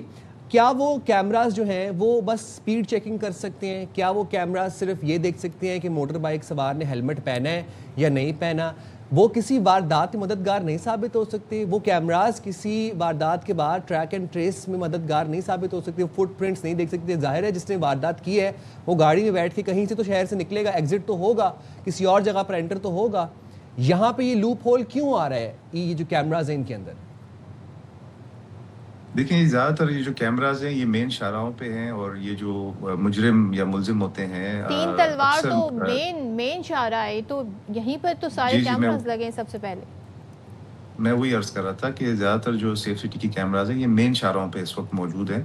یہ جو مجرم ہوتے ہیں یہ اکثر کیا کرتے ہیں کہ واردات کے بعد ایسا روٹ اختیار کرتے ہیں، کیونکہ ظاہر سی بات ہے انہوں نے ریکی پہلے کی ہوتی ہے، پورا ایک اپنا میپ بنایا ہوتا ہے، اور ان کے زیادہ تر جو ان کے جو رہائش گاہ ہوتی ہیں وہ بھی ایسے گنجان گلیوں میں ہوتی ہیں، ایسی آبادی میں ہوتی ہیں جہاں پہ کیمرہ نہیں ہوتا. مگر الحمدللہ پاکستان اور سندھ کی اسپیشلی پولیس وہ بہت زیادہ افیکٹو اس لیے بھی ہے کیونکہ وہ کسی نہ کسی طرح علاقے، محلے، بیکری، کسی دودھ کی دکان، اس کا بھی کیمرہ کو ایکسیس کر لیتے ہیں، اور اس کیمرہ کی مدد سے پھر ایونچولی پہنچ جاتے ہیں. یہ پرابلم باہر یہ تو زیادہ جو ہمارے ویسٹرن کنٹریز ان میں یہ زیادہ شکایات آتی ہیں کہ ان کو کورٹ کا آرڈر لینا پڑتا ہے, پھر کسی پرائیویٹ یا پرسنل کیمرہ کو ایکسیس کر سکتے ہیں, مگر ہماری جو پولیس ہے الحمدللہ اس معاملے میں تو بڑی ایفیکٹو نادر ہماری دعا ہے. اس دعا کے ساتھ ہم اس کانورسیشن کو وائنڈ اپ کریں گے کہ سندھ پولیس جو ہے وہ دودھ دہی اور گوشت کی دکانوں کے کیمراز سے مدد لینے کی بجائے جو اپنے کیمراز ہیں ہمارے جو سیف سٹی کی طرز پہ لگائے گئے ہیں ان سے مدد حاصل کرے اور پروفیشنل مدد حاصل کرے. جی بالکل, کیمراز انکریز ہو رہے ہیں اور انشاءاللہ جب 13,000 کیمراز پورے شہر میں لگ جائیں گے تو پھر یہ گلی اور بالکل اسٹریٹ کارنرز تک بھی انشاءاللہ ہمارا گورنمنٹ کے کیمراز کا ایکسیس پہنچ جائے گا انشاءاللہ. ٹھیک ہے, بہت شکریہ Nadir. Thank you so much Nadir. Let's see 13,000 کیمرے کب جا کر لگتے ہیں, لیٹس سی. اچھا, یہاں پر ہم بات کرنا چاہیں گے ذرا پاکستان تحریک انصاف اور مسلم لیگ نون. ویسے تو ہمیشہ سے ہم نے دیکھا ہے کہ ایک دوسرے کے خلاف بیانات ان کے آتے رہتے ہیں. اس بار خیبر پختونخوا کے وزیر اطلاعات ہیں شفیع جان, انہوں نے وزیر اعلیٰ پنجاب پر الزام لگا دیا ہے. الزام بھی چھوٹا موٹا نہیں, رشوت کا الزام لگایا ہے. کہتے ہیں پنجاب سے گندم کی ترسیل تاحال بند ہے. گندم اور آٹے کے لیے وفاق کو 15 سے زائد مراسلے بھیجے لیکن مسئلہ حل نہیں ہوا. شفیع جان آگے یہ کہتے ہیں کہ پنجاب کی چیک پوسٹوں پر ڈیلر سے رشوت وصول کی جاتی ہے اور یہ رقم وزیر اعلیٰ ہاؤس تک پہنچائی جاتی ہے. اب ذرا سن لیتے ہیں کہ شفیع جان کیا کہہ رہے ہیں. پختونخوا میں پنجاب کی طرف سے گندم کی ترسیل کو روکا ہوا ہے, تو ابھی بھی چیک پوسٹ موجود ہے جہاں بھی بارڈر ایریا ملتا ہے خیبر پختونخوا اور پنجاب کا. ابھی بھی وہاں پہ آٹے کی ترسیل کا مسئلہ بنا ہوا ہے. لاکھوں روپے لیے جاتے ہیں ان چیک پوسٹوں پہ اور وہ لاکھوں روپے پولیس سے لے کے سی ایم پنجاب کے ہاؤس تک پہنچتے ہیں. پولیس بھی پنجاب کی انوالو ہے, کیبنٹ بھی انوالو ہے اور ان کی سی ایم بھی انوالو ہے. اچھا, یہ بہت بڑا ایک الزام ہے اور آئی ہوپ اینڈ آئی پرے کہ شفیع جان صاحب کے پاس اس کی کریڈیبل سورسز ہونے چاہیے کہ کہاں سے انہوں نے یہ خبر نکلوائی ہے کہ وہ جو رشوت کے پیسے ہیں وہ پھر وزیر اعلیٰ ہاؤس سی ایم ہاؤس جاتے ہیں. اور انہوں نے ڈائریکٹلی یہ بات کی ہے آؤٹ رائٹلی کہ سی ایم جو ہیں وہ اس سارے معاملے کے اندر وہ انوالوڈ ہیں ہر سیلف. یہ اس چیز کے اوپر جو ہے نا وہ کسی کوئی بیس کے اوپر یہ بات ہونی چاہیے. ظاہر سی بات ہے کوئی سیاسی بیان تو نہیں ہے, ایک بہت بڑا ایک الزام لگایا گیا ہے ایک حاضر سروس وزیر اعلیٰ کے اوپر. وہی بات آپ کی سائن کہ اس کے ثبوت ہوں گے, اگر ان کے پاس نہیں تو پھر اگر یہ صرف بیانات ہیں تو یہ بھی بڑی ایک تشویشناک بات ہے کہ اس طریقے سے سیاست میں ہم دیکھ رہے ہیں بیانات اور الزامات کا سلسلہ چلتا ہے. لیکن یہاں پر صرف مراسلے ایک کے حوالے سے بھی بات کروں کہ وہ ایک اور ایشو ہے خیبر پختونخوا, اور وہ ہے جی پنجاب سے گندم کی ترسیل ہوتی ہے کے پی کو. ایک انہوں نے مخصوص کوٹا ہے جو فی الحال بند ہے, جس کے حوالے سے آن ریکارڈ بھی ہیں. میں بات کروں گی جو پنجاب کی وزیر اطلاعات ہیں ان کی, عظمیٰ بخاری صاحبہ کی. اچھا, یہ کہتے ہیں کہ ہم نے 15 سے زائد مراسلے وفاق کو بھیجے ہیں گندم اور آٹے کے لیے لیکن مسئلہ حل نہیں ہوا. مسئلہ کیوں حل نہیں ہو رہا, کس پوائنٹ پر آ کر نہیں حل ہو رہا؟ دوسرے یہ جو مراسلے بھیجے گئے کیا ان کے جواب بھی صوبے کو ملیں, کیونکہ وفاق اور صوبوں کی ایک کوارڈینیشن کی بات ہو گئی ہے. ظاہر ہے اگر یہ طے شدہ معاملہ ہے تو پھر یہ حل کیوں نہیں ہو رہا ہے؟ اور بار بار ہم جب بھی دیکھتے ہیں کہ یا تو گندم اور آٹے کی جب کمی بیشی ہوتی ہے تو اس حوالے سے پھر خیبر پختونخوا کی گریونسز جو ہیں وہ ہمیں سامنے آتے ہیں. تو اس بارے میں پنجاب کا بھی کیا موقف ہے, کیونکہ پنجاب کے حوالے سے بات کہی جاتی ہے کہ وہاں سے ترسیل بند ہے, اس پر بھی بات کریں گے. اور وفاق نے کیا جواب دیے ہیں یہ بھی ہم جاننے کی کوشش کریں گے. بہرحال وزیر اطلاعات ہیں بھائی کے پی کے, انہوں نے بڑا الزام لگا, پریس کانفرنس کر کے باقاعدہ انہوں نے یہ بات کہی ہے. اور دوسری بات یہ ہے کہ کیا پنجاب کو بھی کوئی مراسلہ لکھا گیا یا صرف وفاق کو مراسلے لکھے جانے, جیسے کہ بھی آپ نے ذکر بھی کیا کہ مخصوص وہ کوٹا ہے, وفاق اور صوبوں میں کوارڈینیشن ہوتی ہے, لیکن کیا ادھر بھی کوئی کسی قسم کی بات چیت ہوئی ہے؟ کیا وہاں پہ کوئی خط لکھا گیا ہے, وہاں سے کیا جواب آیا ہے اور اس جواب میں کیا بتایا گیا ہے, کیا یقین دہانی کروائی گئی ہے؟ یہ بات جاننا بھی بڑا امپورٹنٹ ہے اور یہ باتیں ہم جانیں گے بھی. لیکن ابھی آگے بڑھتے ہیں اور آپ کو بتاتے ہیں ذرا جناب کہ ہو کیا رہا ہے. کہ اب ذرا یہ دیکھیں آپ کہ جناب لاہور سے, پنجاب سے یہ ہمارے پاس خبر ہے اور وہ یہ خبر ہے کہ پولٹری فارمز میں کیا ہو رہا ہے جناب, یہ جاننے کے لیے جانا بڑا امپورٹنٹ ہے. اچھا, میں اس سے پہلے جو آپ ایشو ڈسکس کر رہے ہیں نا اس پہ ہم کوشش کر رہے ہیں کہ پنجاب کا موقف لیں, ان سے جاننے کی کوشش کریں کہ ان الزامات پر پنجاب گورنمنٹ ایکچولی میں کیا کہنا چاہتی ہے. اچھا جی, پنجاب یونیورسٹی کے الیکٹریکل ڈپارٹمنٹ میں پولٹری فارم کھلنے کا انکشاف ہوا ہے. جی, پنجاب یونیورسٹی کے الیکٹریکل ڈپارٹمنٹ میں پولٹری فارم کھلنے کا انکشاف ہوا ہے. یونیورسٹی ترجمان کے مطابق ڈائریکٹر شعبہ الیکٹریکل ڈاکٹر کامران نے ڈپارٹمنٹ میں مرغیاں پال رکھی تھیں. ویڈیو سامنے آنے پر ڈاکٹر کامران نے رات گئے شعبے سے مرغیاں غائب کر دیں. اور یہ فوٹیجز ہمارے پاس آ گئی ہیں, پکچرز آ گئی ہیں. الفت مغل نے ہمیں جوائن کیا. الفت, مجھے یہ بتائیں, یونیورسٹی میں ایک الیکٹریکل ڈپارٹمنٹ ہے جہاں پہ ظاہر سی بات ہے کہ تدریسی عمل چلتا ہے, بچے آتے ہیں, اسٹوڈنٹس پڑھتے ہیں, وہاں پہ مرغیاں پالی ہوئی تھی, پولٹری فارم بنایا ہوا تھا وہاں پہ پنجاب یونیورسٹی لاہور میں. جی بالکل سائم, بالکل ایسے ہی ہے کہ پنجاب یونیورسٹی پنجاب کی سب سے بڑی جامعہ ہے, اور اس جامعہ میں الیکٹریکل ڈپارٹمنٹ میں مرغیاں پالی ہوئی تھی, اور باقاعدہ جو جامعہ کا جو بجٹ ہے اس سے 5 لاکھ روپے نکلوا کر لے کر اس کے باقاعدہ ڈربے بنوائے گئے, اور مرغیاں بڑی آزادی کے ساتھ چھت پہ بھی گھومتی تھیں, نیچے لان میں بھی گھومتی رہتی تھیں. طلبہ نے شکایت کی, کیونکہ طلبہ جو لائبریری جاتے تھے طلبہ, تو ان کو کافی گھوم کے جانا پڑتا تھا, کیونکہ راستے میں مرغیوں کا ڈربہ بن گیا تھا. اور ڈاکٹر کامران صاحب کو مرغیاں رکھنا بڑا اچھا لگتا تھا, ان کو پسند تھی مرغیاں رکھنا.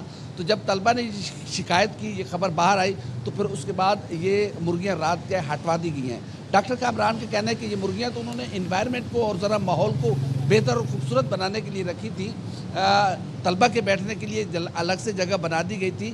لیکن ابھی پنجاب یونیورسٹی نے ڈاکٹر کامران سے اس کا جواب طلب کر لیا ہے. ظاہر ہے جس یونیورسٹی نے ان کو 5 لاکھ روپے کا بجٹ دیا, وہی یونیورسٹی اب ان سے جواب طلب کرے گی. تو جواب جیسا ہوگا وہ تو پتہ ہے, لیکن اس طرح کی چیزیں سامنے آنے سے یقیناً جو یونیورسٹی انتظامیہ ہے وہ جواب دہی ہے. الفت, میں آپ کی بات آپ یہ کہنا چاہ رہے ہیں کہ ڈائریکٹر صاحب نے یونیورسٹی سے 5 لاکھ روپے کا بجٹ منظور کروایا اور وہ 5 لاکھ مرغیوں پہ لگا دیے. جی بالکل ایسے ہی ہے. 5 لاکھ مرغیوں کی اس میں فیڈ بھی شامل ہے, اس میں مرغیوں کے ڈربے بھی شامل ہیں. ظاہر ہے مرغیوں کو کہیں رات کو انہوں نے آرام بھی کرنا تھا, مختلف چیزوں سے بھی ان کو سیف بھی رکھنا تھا کہ چوری نہ ہو جائے. کافی ساری مرغیاں تھیں, اور مختلف قسم کی مرغیاں تھیں. فینسی نسل کی مرغیاں تھیں, آرگینک اس کے اندر دی جاتی تھی, دیسی مرغیاں, انڈے دینے والی مرغیاں تھیں, دیسی تھیں, ولایتی مرغیاں تھیں, کوئی فینسی نسل کی مرغیاں تھیں, مختلف اقسام کی اس میں مرغیاں تھیں. اس میں ظاہر ہے دیسی, ان کو آرگینک, جس طرح کی وہ انوائرمنٹ میں رہتی ہے تو وہاں تو ان کو دوسری فیڈ تو نہیں دی جاتی, ان کو آرگینک ان کو دن میں چھوڑ دیا جاتا تھا. وہ لان میں گھومتی تھی, جہاں طلبہ نے بیٹھ کے پڑھنا ہوتا تھا وہاں مرغیاں گھوم رہی ہوتی تھیں. تو ایک الگ ہی انوائرمنٹ بنایا ہوا تھا الیکٹریکل ڈپارٹمنٹ میں. شعبہ دیکھیں اور وہاں پر ہو کیا رہا تھا, تو یہ ساری چیزیں, تو کافی ساری مرغیاں تھیں جس میں مرغے بھی تھے, مرغیاں بھی تھیں, اور یقیناً وہ انڈے بھی دیتی ہوں گی. تو شاید ڈاکٹر کامران صاحب نے سوچا کہ ایک وقت آئے گا کہ وہ پورے ایک یونیورسٹی میں پورا ایک بڑا پولٹری فارم بنا لے گا. کہانی سنی تھی مجھے سونے کا انڈا دینے والی مرغی, شاید اس کی یہاں پر تلاش ہے. تھینک یو سو مچ الفت. یہ بس آپ کے سامنے ہوتا ہے کوئی ایگریکلچر ڈپارٹمنٹ تو, لیکن مجھے تشویش یہ ہے کہ 5 لاکھ روپے کی مطلب ڈربہ بنایا, اس میں پھر مرغیاں شرغیاں ڈالیں. کافی شوقین جو ہے ان کی جگہ جو ہے ان پر قابض ہو رہی ہیں مرغیاں. آپ کیا کہہ سکتے ہیں, مرغیوں کا کیا قصور. Very sad and very unfortunate. چلیں, اس سے پہلے ہم بات کر رہے تھے بڑے اہم ایشو پر, اور یہ بڑے عرصے سے ہم دیکھ رہے ہیں ڈیبیٹ جاری ہے. کے پی ورسز پنجاب, اور گندم اور آٹے کی ترسیل کا معاملہ بھی ہے یہ, لیکن ساتھ ہی بڑا الزام بھی لگا دیا شفیع جان نے, جو کہ وزیر اطلاعات ہیں کے پی کے. بات کر لیتے ہیں, ہمارے ساتھ موجود ہیں پنجاب وزیر اعلیٰ پنجاب کی معاون خصوصی سلمہ بٹ صاحبہ. سلمہ بٹ صاحبہ, ذرا بتائیے گا, سب سے پہلے تو یہ جو الزام لگا ہے بڑا سنگین نوعیت کا, رشوت کا الزام لگا دیا ہے, اور انہوں نے کہا ہے کہ کس طریقے سے جو گندم اور آٹے ہے اس کی باقاعدہ طور پر جو ایک طریقے سے رشوت ہے, چیک پوسٹوں پر ڈیلر سے رشوت وصول کی جاتی ہے اور پھر وہ واپس جاتی ہے وزیر اعلیٰ پنجاب کو. کیا کہنا چاہیں گی شفیع جان کے اس الزام کے حوالے سے؟ جی بسم اللہ الرحمن الرحیم, بہت شکریہ. جب آپ کے پاس کرنے کے لیے کچھ نہ ہو تو آپ صرف الزام تراشی کی ہی کر سکتے ہیں. جب آپ نے 13 سال سے اپنے صوبے کے لیے گندم کا بندوبست نہ کیا ہو, لوگوں کو آٹا اور 2 وقت کی روٹی دینے کے لیے کبھی ایک تھیلے کا کام نہ کیا ہو, پھر آپ اسی طرح کی گفتگو کر کر اس کو دوسروں کو بلیم کر کر کور سٹوریز دیتے ہیں. حقیقت یہ ہے کہ صوبہ خیبر پختونخوا میں بسنے والے شہری ہمارے بہن بھائی ہیں, اور ان کی صوبہ کی 60 لاکھ ٹن گندم جو ہے وہ ان کی کنزمپشن ہے, اور 15 لاکھ ٹن ان کی پروڈکشن ہے. تو اب جو باقی ان کی تقریباً 85% جو گندم اور آٹا ہے وہ پنجاب سے جاتا ہے. جب یہ 1 سال سے الزام لگاتے ہیں کہ پنجاب سے آٹے اور گندم کی ترسیل میں کمی واقع ہوئی ہے, تو اگر واقعی کمی واقع ہوئی تو وہاں پہ تو اب تک قحط پڑ جانا چاہیے. اور دوسری بات یہ ہے کہ 200 ان کی کوئی تقریباً 200 سے زائد فلور ملز ہیں, جس میں سے 20 سے 25 فنکشنل ہیں. آج تک یہ اپنی فلور ملز فنکشنل نہیں کر سکے, آج تک یہ اپنی ہارویسٹ نہیں بڑھا سکے, سوئنگ نہیں بڑھا سکے. گندم کی 13 سالوں میں ہارویسٹ کا ایک دانہ نہیں بڑھا سکے. سلمہ بٹ صاحبہ جاننا میں یہ چاہ رہا ہوں کہ کیا, ایک منٹ جی کیا میں جاننا یہ چاہ رہا ہوں کہ کیا پنجاب سے کے پی گندم کی ترسیل جاری ہے اس وقت, इस वक्त भी अप्रैल से हमने पोर्टल डेवलप कर लिया। 28 अप्रैल ऑनवर्ड्स जो है पोर्टल के ऊपर दर्ज है 1 मिलियन टन की गंदम और आटे की प्रोडक्ट्स केपी लीगली जा चुकी हैं। इसके अलावा क्या जा चुकी हैं वो इससे पहले कितनी जा चुकी है गंदम या प्रोडक्ट्स, वो इससे अलग है। और दूसरी जानिब ये है कि आज भी तरसील जारी है और ये सारी इससे पूछें, ये सुबह सरहद में केपी में जो 72,000 एकड़ के ऊपर पॉपी सीड्स उगाते हैं, वहां पे गंदम क्यों नहीं उगाते? और ये जो 600 अरब की पॉपी सीड्स उगाते हैं उसकी जगह पे 70 लाख टन गंदम लेकर उसकी स्टोरेज बनाकर क्यों नहीं रखते? अच्छा और ये हमारे सलमा साहिबा, मेरा आपसे एक सवाल ये है कि ज़ाहिर है सूबे जो हैं हर सूबा है वो किसी ना किसी कहते हैं ना मादनियात में, किसी ज़रूरत में वो ज़्यादा खुद कफ़ील है। पंजाब की बात करें तो वो ज़ाहिर वहाँ पे हम ज़राअत देखते हैं बड़े फलता फूलता है। कराची और सिंध की बात करें तो यहाँ से टैक्स रेवेन्यू बड़ा जनरेट होता है। केपी बिजली देता है, बहुत सारे अगर बलूचिस्तान की बात करें मादनियात और सुई गैस के ज़खायर वहाँ पर हैं। मुझे ये बताइएगा कि कितनी गंदम की पैदावार पंजाब में हुई है और ज़रूरत कितनी है पंजाब की और पैदावार कितनी हुई है?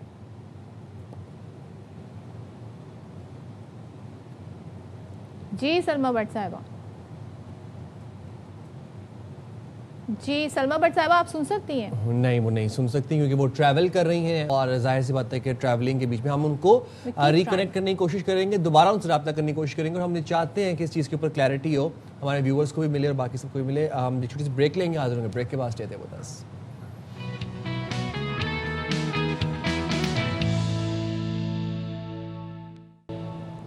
Welcome back once again. और जो हम पंजाब और केपी वाली स्टोरी थी उसको फॉलो अप आपको ज़रूर देंगे। राब्ता हमारा मुनक़ता हो गया था सलमा भट्ट साहिबा से, लेकिन यहाँ पर हम सादिकाबाद से एक इशू को शामिल कर लेते हैं। सादिकाबाद में बेनज़ीर इनकम सपोर्ट प्रोग्राम के दफ्तर में मुबैना बदइंतज़ामी और ख़वातीन से नारवा सलूक की शिकायत सामने आई है और वॉलेट अकाउंट सिम के हुसूल के लिए आने वाली ख़वातीन ने इल्ज़ाम भी लगाया है। इल्ज़ाम क्या है उनका इल्ज़ाम है कि दफ्तर के अमले की जानिब से उन्हें मुश्किलात का सामना करना पड़ा है और बाज़ ख़वातीन के साथ मुबैना तौर पर बदसलूकी की गई, इवन के तशद्दुद भी किया गया है। अच्छा, ये देखें ज़ाहिर सी बात है ये कैसे मखसूस तबके से स्टार्टर से बिलोंग करते हैं ये लोग कि जो कि मतलब इतनी लंबी कतारों में 18,000 मिलते हैं BISP से 17,000 है गैस, उसके लिए सारा दिन धूप में खड़े रहते हैं। साथ में बच्चियाँ ख़वातीन जो है बच्चे भी अपने साथ में लेके आई होती हैं, वहीं पे वो खाना खुना खा रही होती हैं। ऐसे माहौल में, ऐसी मुश्किल सिचुएशन के अंदर उन पे अगर तशद्दुद किया जाए, हाथापाई की जाए और वो भी मर्द अहलकार अगर उन औरतों को धक्कम पे, ये देखें, ये आप फुटेज देख रहे हैं, ये शदीद मैं कहता हूँ ज़्यादती है और इंसानियत सोज़ वाक़या है। स्टाफ जो है वो ट्रेन नहीं है कि कैसे डील करना है। हो सकता है वहाँ पे बहुत ज़्यादा ख़वातीन का रश हो, लेकिन यहाँ पर फीमेल स्टाफ होना चाहिए। जब बेनज़ीर इनकम सपोर्ट में ख़वातीन को ही ये पैसे दिए जा रहे हैं तो वहाँ पर ये लाजमी है कि वहाँ पर फीमेल स्टाफ हो और वो भी ट्रेन हो कि कैसे आपने इन लोगों की इज्जत को मजरू नहीं करना है। ये लोग आप देखिए, अगर आप इन्हें पैसे दे रहे हैं तो ये डिज़र्विंग कैंडिडेट हैं आपके क्राइटेरिया के मुताबिक, तो फिर इनके साथ इस तरह का सलूक नहीं होना चाहिए। लेकिन इसमें कितनी सदाकत है, वहाँ पे एक्चुअल में हुआ क्या, ये भी जानना। लेकिन जो मनाज़र हम देख रहे हैं उसमें तो ये पता चल रहा है कि एक मर्द अहलकार है जो कि ख़वातीन के ऊपर हाथ उठा रहा है। और फिर वही बात है कि ये BISP ज़ाहिर सी बात है क्राइटेरिया के थ्रू जो है वो कैंडिडेट फिट करार दिया जाता है और वो उसको फिर उसको प्रोसेस के थ्रू, ड्यू प्रोसेस के थ्रू पैसे मिलते हैं। वो कोई खैरात नहीं होती या वो कोई सदका नहीं होता या वो ऐसी कोई भीख तो नहीं होती ना। तो अब अगर इस तरह से जानवरों की तरह का सलूक किया जाएगा और भेड़ बकरियों की तरह ख़वातीन को धक्कम पेल की जाएगी तो ये तो इंतहाई गलत और इंतहाई मैं कहता हूँ कि अफसोसनाक और बहुत ये ज़्यादती है ख़वातीन के साथ। सादिकाबाद की जो इंतज़ामिया है और जो यहाँ के अमले के जो करता धरता है उन्हें इस चीज़ का नोटिस लेना चाहिए। बिकॉज़ ये देखें, ये सलूक बिल्कुल ठीक नहीं। तो वीडियो हमारे सामने आ गई और ख़वातीन ने ना सिर्फ इस बात का इल्ज़ाम लगाया है कि उनके साथ नारवा सलूक किया गया, बल्कि तशद्दुद तो हमें दिख रहा है किस तरीके से ख़वातीन के साथ वहाँ पर सलूक हो रहा है। तो दिस शोज़ के बहुत ज़रूरत है इस पर एक्शन लेने की। बिल्कुल ऐसे ही है, बिल्कुल ऐसे ही है। अच्छा जी, आगे बढ़ते हैं। और अच्छा जी, एक बड़ी परेशान कुन रिपोर्ट सामने आई है। पाकिस्तान के शुमाली इलाकों में ख़तरनाक बर्फ़ानी झीलों اور گلوف کا خطرہ بڑھنے لگا ہے. اب اسپارکو نے ایک تازہ سیٹلائٹ تصویر جاری کی جس کو دیکھ کے سب جو ہے وہ حیران رہ گئے اور وہ بڑی اس نے ایک وہ الارمنگ سچویشن کریٹ کر دی. اسپارکو کے مطابق ہنزا میں موجود 1556 گلیشیئرز میں سے 93 گلیشیئرز ایسے ہیں جو کہ سکڑ رہے ہیں, شرنک ہو رہے ہیں, اور 20 گلیشیئرز ایسے ہیں جو کہ آگے بڑھ رہے ہیں, اپنی جو ان کی جو ڈیو جگہ ہے, پروکسیمیٹی ہے, اس سے آگے بڑھ رہے ہیں. اب باقی جو ہیں وہ سب مستحکم ہیں. ماہرین یہ کہتے ہیں کہ گلیشیئرز کا سکڑنا یا ان کا آگے بڑھنا دونوں صورتوں میں نئی برفانی جھیلیں ڈیولپ ہو سکتی ہیں, یا جو موجودہ جھیلیں ہیں وہ مزید وسیع بھی ہو سکتی ہیں, جس سے اچانک سیلاب کا خطرہ جو ہے وہ کئی گنا بڑھ جاتا ہے. اچھا, اس سے کیا ہوگا پاکستان میں؟ اگر ہم آپ کو اس کے سٹیٹس کچھ بتا دیں تو 3000 سے زائد برفانی جھیلیں موجود ہیں, جن میں 131 کو ممکنہ طور پر خطرناک قرار دیا گیا ہے. 13 خطرناک برفانی جھیلیں گزشتہ برس کے مقابلے میں مزید وسیع ہو گئی ہیں, مزید ایکسٹینڈ ہو گئی ہیں, پھیل گئی ہیں. اور ماہرین کہتے ہیں اگر ایسی برفانی جھیلیں اچانک پھٹ جائیں تو پھر چند گھنٹے لگتے ہیں, بس چند گھنٹوں میں بستیاں, پل, شاہراہیں, زرعی زمینیں, پن بجلی کے منصوبے اور قیمتی انسانی جانیں ان کو نقصان پہنچ سکتا ہے. تو یہ اس وقت ایک سچویشن ہمارے سامنے. تو جی بات کر لیں گے اس حوالے سے. ڈائریکٹر اسپارکو ڈاکٹر متی اللہ حق صاحب ہمارے ساتھ موجود ہیں. شکریہ متی اللہ صاحب. سر, اسپارکو کی ایک تازہ سیٹلائٹ تصویر نے سب کو حیران کر دیا ہے, بلکہ پریشان کر دیا ہے اور خبردار بھی کر دیا ہے. گلیشیئر کا سکڑنے کا یا پھر اس کا اپنی جو پروکسیمیٹی ہے اس سے تجاوز کرنے سے کیا خطرات لاحق ہو سکتے ہیں؟ جی بہت شکریہ. السلام علیکم. اصل میں گلیشیئر سکڑ جائے یا ایکسیڈ کر جائے, دونوں صورتوں میں پرابلم ہو سکتی ہیں. جیسے گلیشیئر ایکسیڈ کر گیا تھا, آگے آ گیا تھا شیسپر گلیشیئر, تو اس کے آگے آنے سے پرابلم یہ ہو گئی کہ جو اپ اسٹریم ایک برانچ گلیشیئر سے پانی نکل رہا تھا جو اسٹریم کے تھرو, وہ بلاک ہو گئی. اب وہ بلاکیج جو ہے نا لیک کی شکل اختیار کر گئی, اور وہ لیک 2 دفعہ برسٹ ہو کے نیچے Karakoram high way down stream جو ہے نا اس کو افیکٹ کر گئی. تو ایک تو یہ اس کا نقصان ہے کہ اگر آگے آ جائے تو بھی اس کا نقصان ہو سکتا ہے ڈیزاسٹر کے حوالے سے اگر بات کی جائے. اور اگر پیچھے چلے جائیں تو یہ ایک پریشس واٹر ریسورس ہے, کیونکہ ہمارے میجر جو ریورز ہیں ان کا آلموسٹ 70% ان گلیشیئر سے آ رہا ہے. تو اگر سپوز ہمارے گلیشیئرز ریٹریٹ کر جائیں تو اس کا مطلب یہ ہوگا کہ ہمارے ریورز میں بہاؤ کم ہوگا فیوچر میں. اس ٹائم تو بڑھ جائے گا, کیونکہ ظاہر ہے جب گلیشیئر ریٹریٹ کرتا ہے تو اس کا مطلب ہے کہ ایکسیسو میلٹنگ ہو رہی ہوتی ہے.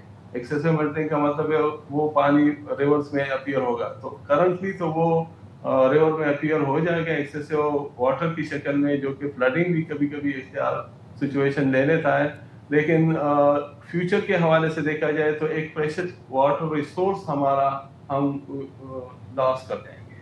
اچھا متی صاحب, ایک چیز مجھے بتائیے گا, اس کے کیا فیکٹرز ہیں, اس وجوہات کیا ہیں کہ ایسا کیوں ہو رہا ہے؟ دوسرے, کیا اس میں انسانی جو مداخلت ہے اس کو رول آؤٹ کیا جا سکتا ہے؟ کیونکہ ہم نے ہی جتنی انوائرمنٹ کے ساتھ آج جو کچھ ہو رہا ہے, گلوبل وارمنگ جس طرح بڑی, انسان نے جس طرح سے کہتے ہیں نا جنگلوں کو تباہ کیا, لکڑیوں کو کاٹا, درختوں کو کاٹا اور شہروں کو وسیع کرتے گئے, تو کیا خاص طور پہ اب جو گلیشیئرز والے علاقوں میں لوگ تفریح کے لیے جاتے ہیں, سیاح جاتے ہیں, کیا اس سے بھی ایفیکٹ پڑ رہا ہے وہاں پر ان چیزوں پر؟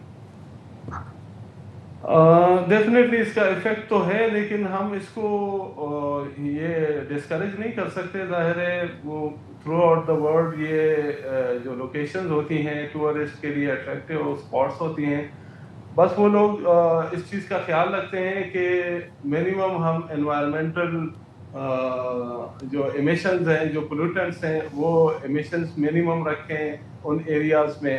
ایون دوسرے جو ان سے اوے ڈاؤن اسٹریم ایریاز ہیں ان میں بھی, کیونکہ یہ ظاہر کلاؤڈ سسٹم جب موو کرتے ہیں تو ونڈ کے ساتھ موو کر رہے ہوتے ہیں, تو وہ جو ہوا ہے وہ اگر آپ ڈاؤن اسٹریم بھی کہیں ایمیشنز زیادہ ہو رہی ہیں جو پولوٹنٹس ایئر کہلاتی ہیں, ایئر پولوٹنٹس کہلاتی ہیں, جن میں ساکسز ہیں, ناکسز ہیں, تو اگر بلیک کاربن ہے, اسپیشلی بلیک کاربن بہت امپورٹنٹ ہے, کیونکہ یہ جب گلیشیئر سرفیس پہ پڑتا ہے تو اس زیادہ ریڈیشن یہ سن سے ایبزارب کرتا ہے اور یہ کاز کرتا ہے پھر ایکسیسو میلٹنگ. تو متی صاحب اس کا سولوشن کیا ہے, اس کا پائیدار اگر ہم حل کی بات کریں تو وہ کیا مستقل حل کیا ہے اس کا؟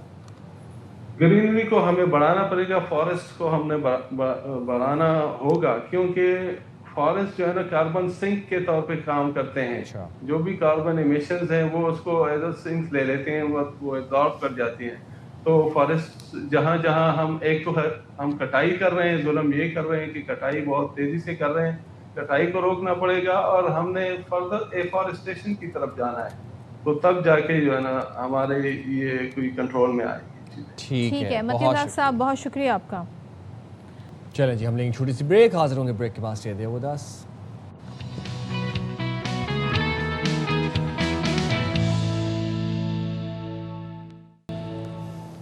वेलकम बैक जनाब। और आपको बताएं कि पाकिस्तान में कैंसर, दिल के अमराज और दीगर जो जानलेवा बीमारियां हैं उनके इलाज में इस्तेमाल होने वाली 100 से ज़ायद ज़रूरी अद्वियात की तवील किल्लत ने मरीज़ों के लिए संगीन सूरत हाल पैदा कर दी है। ड्रैप ने 2 साल कबल 105 ज़रूरी अद्वियात की कीमतों में नजर सानी की सिफारिश की थी, लेकिन ये मामला ताहाल वफाक की मंजूरी का मुंतज़र है।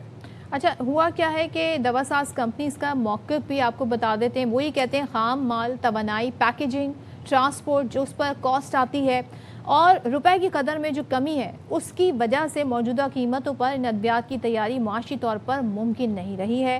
सो अद्वियात की किल्लत के बायस मुताबिक कंपनीज ने इनकी पैदावार या तो कम कर दी है, मुकम्मल तौर पर बंद कर दी है, जिससे मुल्क में ज़िंदगी बचाने वाली अद्वियात की दस्तयाबी मुतासर हुई है। मुतासर अद्वियात में कैंसर की केमोथेरेपी है, दिल के दौरे, शदीद दर्द, बच्चों के अमराज, आँखों की बीमारियाँ और दीगर वैक्सीन समेत कई अद्वियात शामिल हैं। चलें जी, शामिल गुफ्तगू कर लेंगे chairman Pakistan chemist and druggist association Abdul Samad बढ़ानी साहब। बहुत शुक्रिया अब्दुल समद साहब।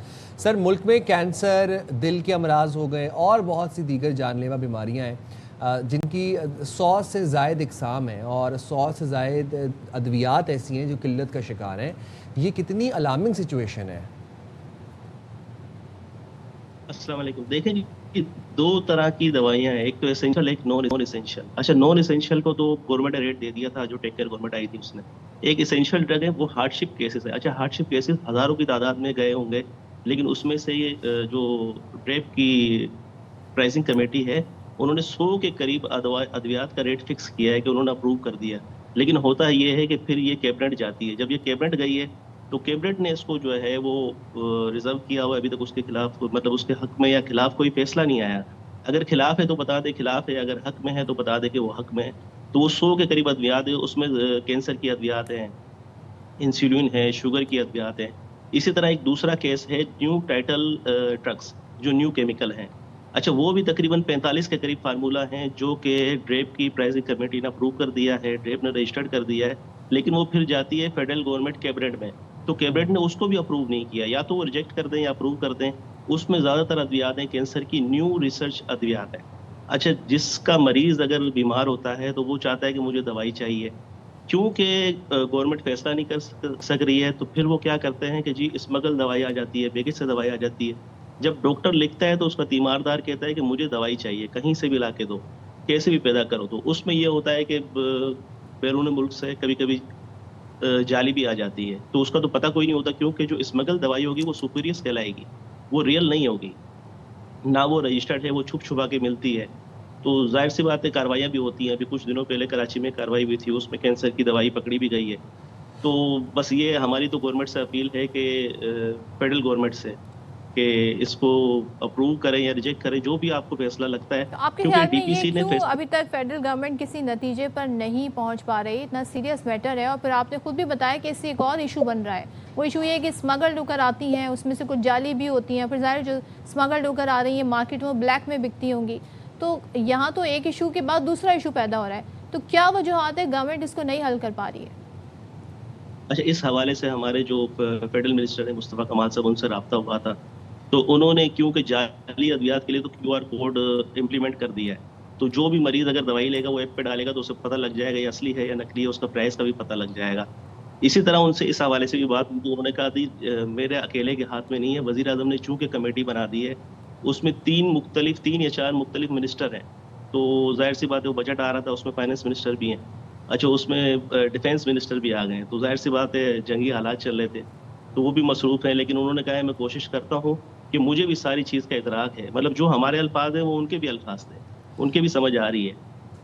ویسے عبدالصمد صاحب یہ قلت جو پیدا ہوئی ہے آپ کو کیا لگتا ہے آپ کے اندازے کے مطابق یہ قلت جو ہے یہ واقعی ادویہ ساز کمپنیوں کی پیداوار میں کمی کے باعث پیدا ہوئی ہے یا پھر آپ کو لگتا ہے کہ سپلائی چین میں کوئی مسائل موجود ہیں؟ بہت لائف سیونگ ڈرگس ہے. جیسے ایک انجیکشن ہے ٹیٹاگان, اب وہ اینٹی ٹیٹنس انجیکشن ہے, اگر آپ کو کوئی انجری ہو جاتی ہے تو اس میں لگتا ہے. اچھا وہ ہیموگلوبن کے ہیں, انسولین کے انجیکشن ہے, ویکسین ہے, جو کہ ملٹی نیشنل کمپنیاں بند کر کے چلی گئی ہیں. اگر نیو ٹائٹل کیمیکل یہاں پہ کوئی رجسٹرڈ کر رہا ہے تو وہ کسی دوسرے ملک سے لے کر آ رہے ہیں, ہمارے یہاں وہ دوائیاں نہیں بنتی ہیں. اب ظاہر سی بات ہے کافی ٹائم ہو گیا ہے, دوسرے ملک سے کوئی اس کو لے کر آ رہا ہے تو ظاہر سی بات ہے 2 ملکوں کا ایگریمنٹ ہوتا ہے تو بڑی مشکلات ہوتی ہیں. تو ہم نے تو اپیل کی ہے مصطفیٰ کمال صاحب سے بھی, انہوں نے کہا ٹھیک ہے میں اس میٹر کو دیکھ رہا ہوں, مجھے خود بھی سمجھ آ رہی ہیں چیزیں, انہوں نے قریب سے دیکھا ہے اس چیز کو. تو ادویات کی شارٹیج مطلب یہ عام ادویات نہیں ہے, یہ کینسر کی ادویات ہیں, یہ لائف سیونگ ڈرگس ہیں. بالکل آپ صحیح کہہ رہے ہیں, لائف سیونگ ڈرگز ہے, یہ مسئلہ فوری طور پہ حل ہونا چاہیے. تھینک یو سو مچ اس سارے ایشو پر بات کرنے کے لیے. تو دیکھتے ہیں جی گورنمنٹ اس حوالے سے کب فیصلہ لیتی ہے. اچھا جی, اور آج آپ کو بتا دیں کہ ہم ایک معروف شاعر کا یوم پیدائش منا رہے ہیں اور ان کا نام ہے حمایت علی صاحب.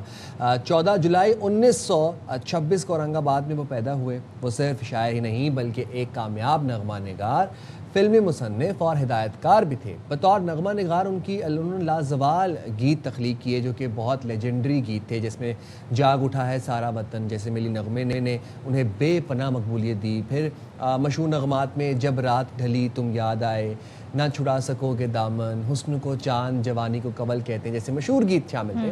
اور انہوں نے کئی کامیاب فلموں کے نغمے بھی لکھے, اور جن میں ہم دیکھ رہے ہیں کہ لوری, دامن, آنچل, میرے محبوب, نائلہ اور درد دل شامل ہیں. تو پہلا شعری مجموعہ آگ میں پھول کو صدارتی ایوارڈ سے بھی نوازا گیا, اور دیگر جو ان کے شاعری کے مجموعے ہیں اس میں مٹی کا قرض ہے, ساتھی تشنگی کا سفر اور حرف حرف روشنی یہ شامل ہے. 15 جولائی 2019 کو کینیڈا میں ان کا انتقال ہوا. جاگ اٹھا سارا وطن یہ وہ نغمہ ہے جو لہو گرما دیتا ہے, اور کہتے ہیں نا ہمارے جو ملی نغمے ہیں جب ہم ان کی بات کرتے ہیں تو ایک سے بڑھ کر ایک ہیں. اور جو شاعر حمایت علی صاحب کی ہم بات کریں, ان کی جو شعری مجموعہ ہے اگر آپ وہ دیکھیں, یا جو اس زمانے کے گانے انہوں نے لکھے فلمی نغمے, وہ بھی انتہائی خوبصورت. نہ صرف ملی نغمے بلکہ جو فلموں کے لیے بھی لکھا, جو لکھا وہ امر ہوتا گیا. آپ کو کچھ جھلکیاں دکھاتے ہیں. سر اٹھا کے بڑے فخر سے کہا, یہ اوج بے فراز ہے. آوارہ بادلوں, کوپل نے سر اٹھا کے بڑے فخر سے کہا, پاؤں زمین میں گاڑ کے سوئے فلک چلو.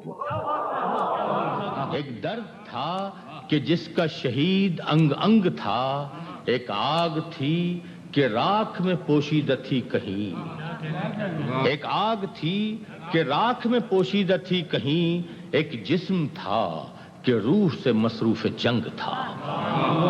ایک جسم تھا کہ روح سے مصروف جنگ تھا. میں نے کہا کہ یار تجھے کیا ہوا ہے یہ, میں نے کہا کہ یار تجھے کیا ہوا ہے یہ. اس نے کہا کہ عمر رواں کی عطا ہے یہ. کیا بات ہے, کیا بات ہے, لیجنڈری مین. اور جو لکھا وہ امر ہوا. خاص طور پر جو ملی نغمے لکھے, پوری قوم کو متحد کر دینے والے, لہو گرما دینے والے ملی نغمے. اچھا وہ ایک بڑا مشہور گیت ہے نا, وہ حسن کو چاند جوانی کو کول کہتے ہیں. آپ اس کا ذکر ضرور کریں. جی وہی ہے نا, حسن کو چاند ہے نا, پورا گا دیتے ہیں. واہ مجھے تو جو لکھا وہ امر ہوتا گیا. اور تاریخ جو ہے وہ ان کا لکھا ہوا کلام جو ہے وہ سنہری حروف میں لکھتی ہے اور یاد کرتی ہے اور پڑھایا جاتا ہے. اس ٹائم کے ہمارے آپ اگر شعراء کی بات کریں, ایک سے بڑھ کر ایک نام سامنے آتے ہیں, اور ایک ٹائم تھا کہ یہ سب کنٹمپرریز تھے ایک دوسرے کے. تو سوچیں اس وقت جب محفل سجتی ہوں گی مشاعرے کی, تو پھر کیا ہی وہ محفل ہوگی. تو یہ وہ دور تھا جب ChatGPT exist نہیں کرتا تھا, تب بزم ادب کی محفلیں ہوتی تھیں, انٹرنیٹ نہیں تھا, اور آپ کو اچھا سننے سے آپ شغف رکھتے تھے. الفاظ کا انتخاب, الفاظ کا ذخیرہ ہوتا تھا لوگوں کے پاس, کتابیں پڑھی جاتی تھیں, لکھا جاتا تھا. اب خیر سے جب سے چیٹ جی پی ٹی آیا تو چیزیں بہت چینج ہو گئی ہیں, ہم اپنے ایموشنز کو شیئر کر رہے ہیں. جب سے جین زی آئے تو لینگویج بھی بہت چینج ہو گئی ہے. اب بہت سارے ایسے ورڈز ہیں جو ہمیں سمجھ ہی نہیں آتے ہیں کہ وہ کیا ہوتا ہے.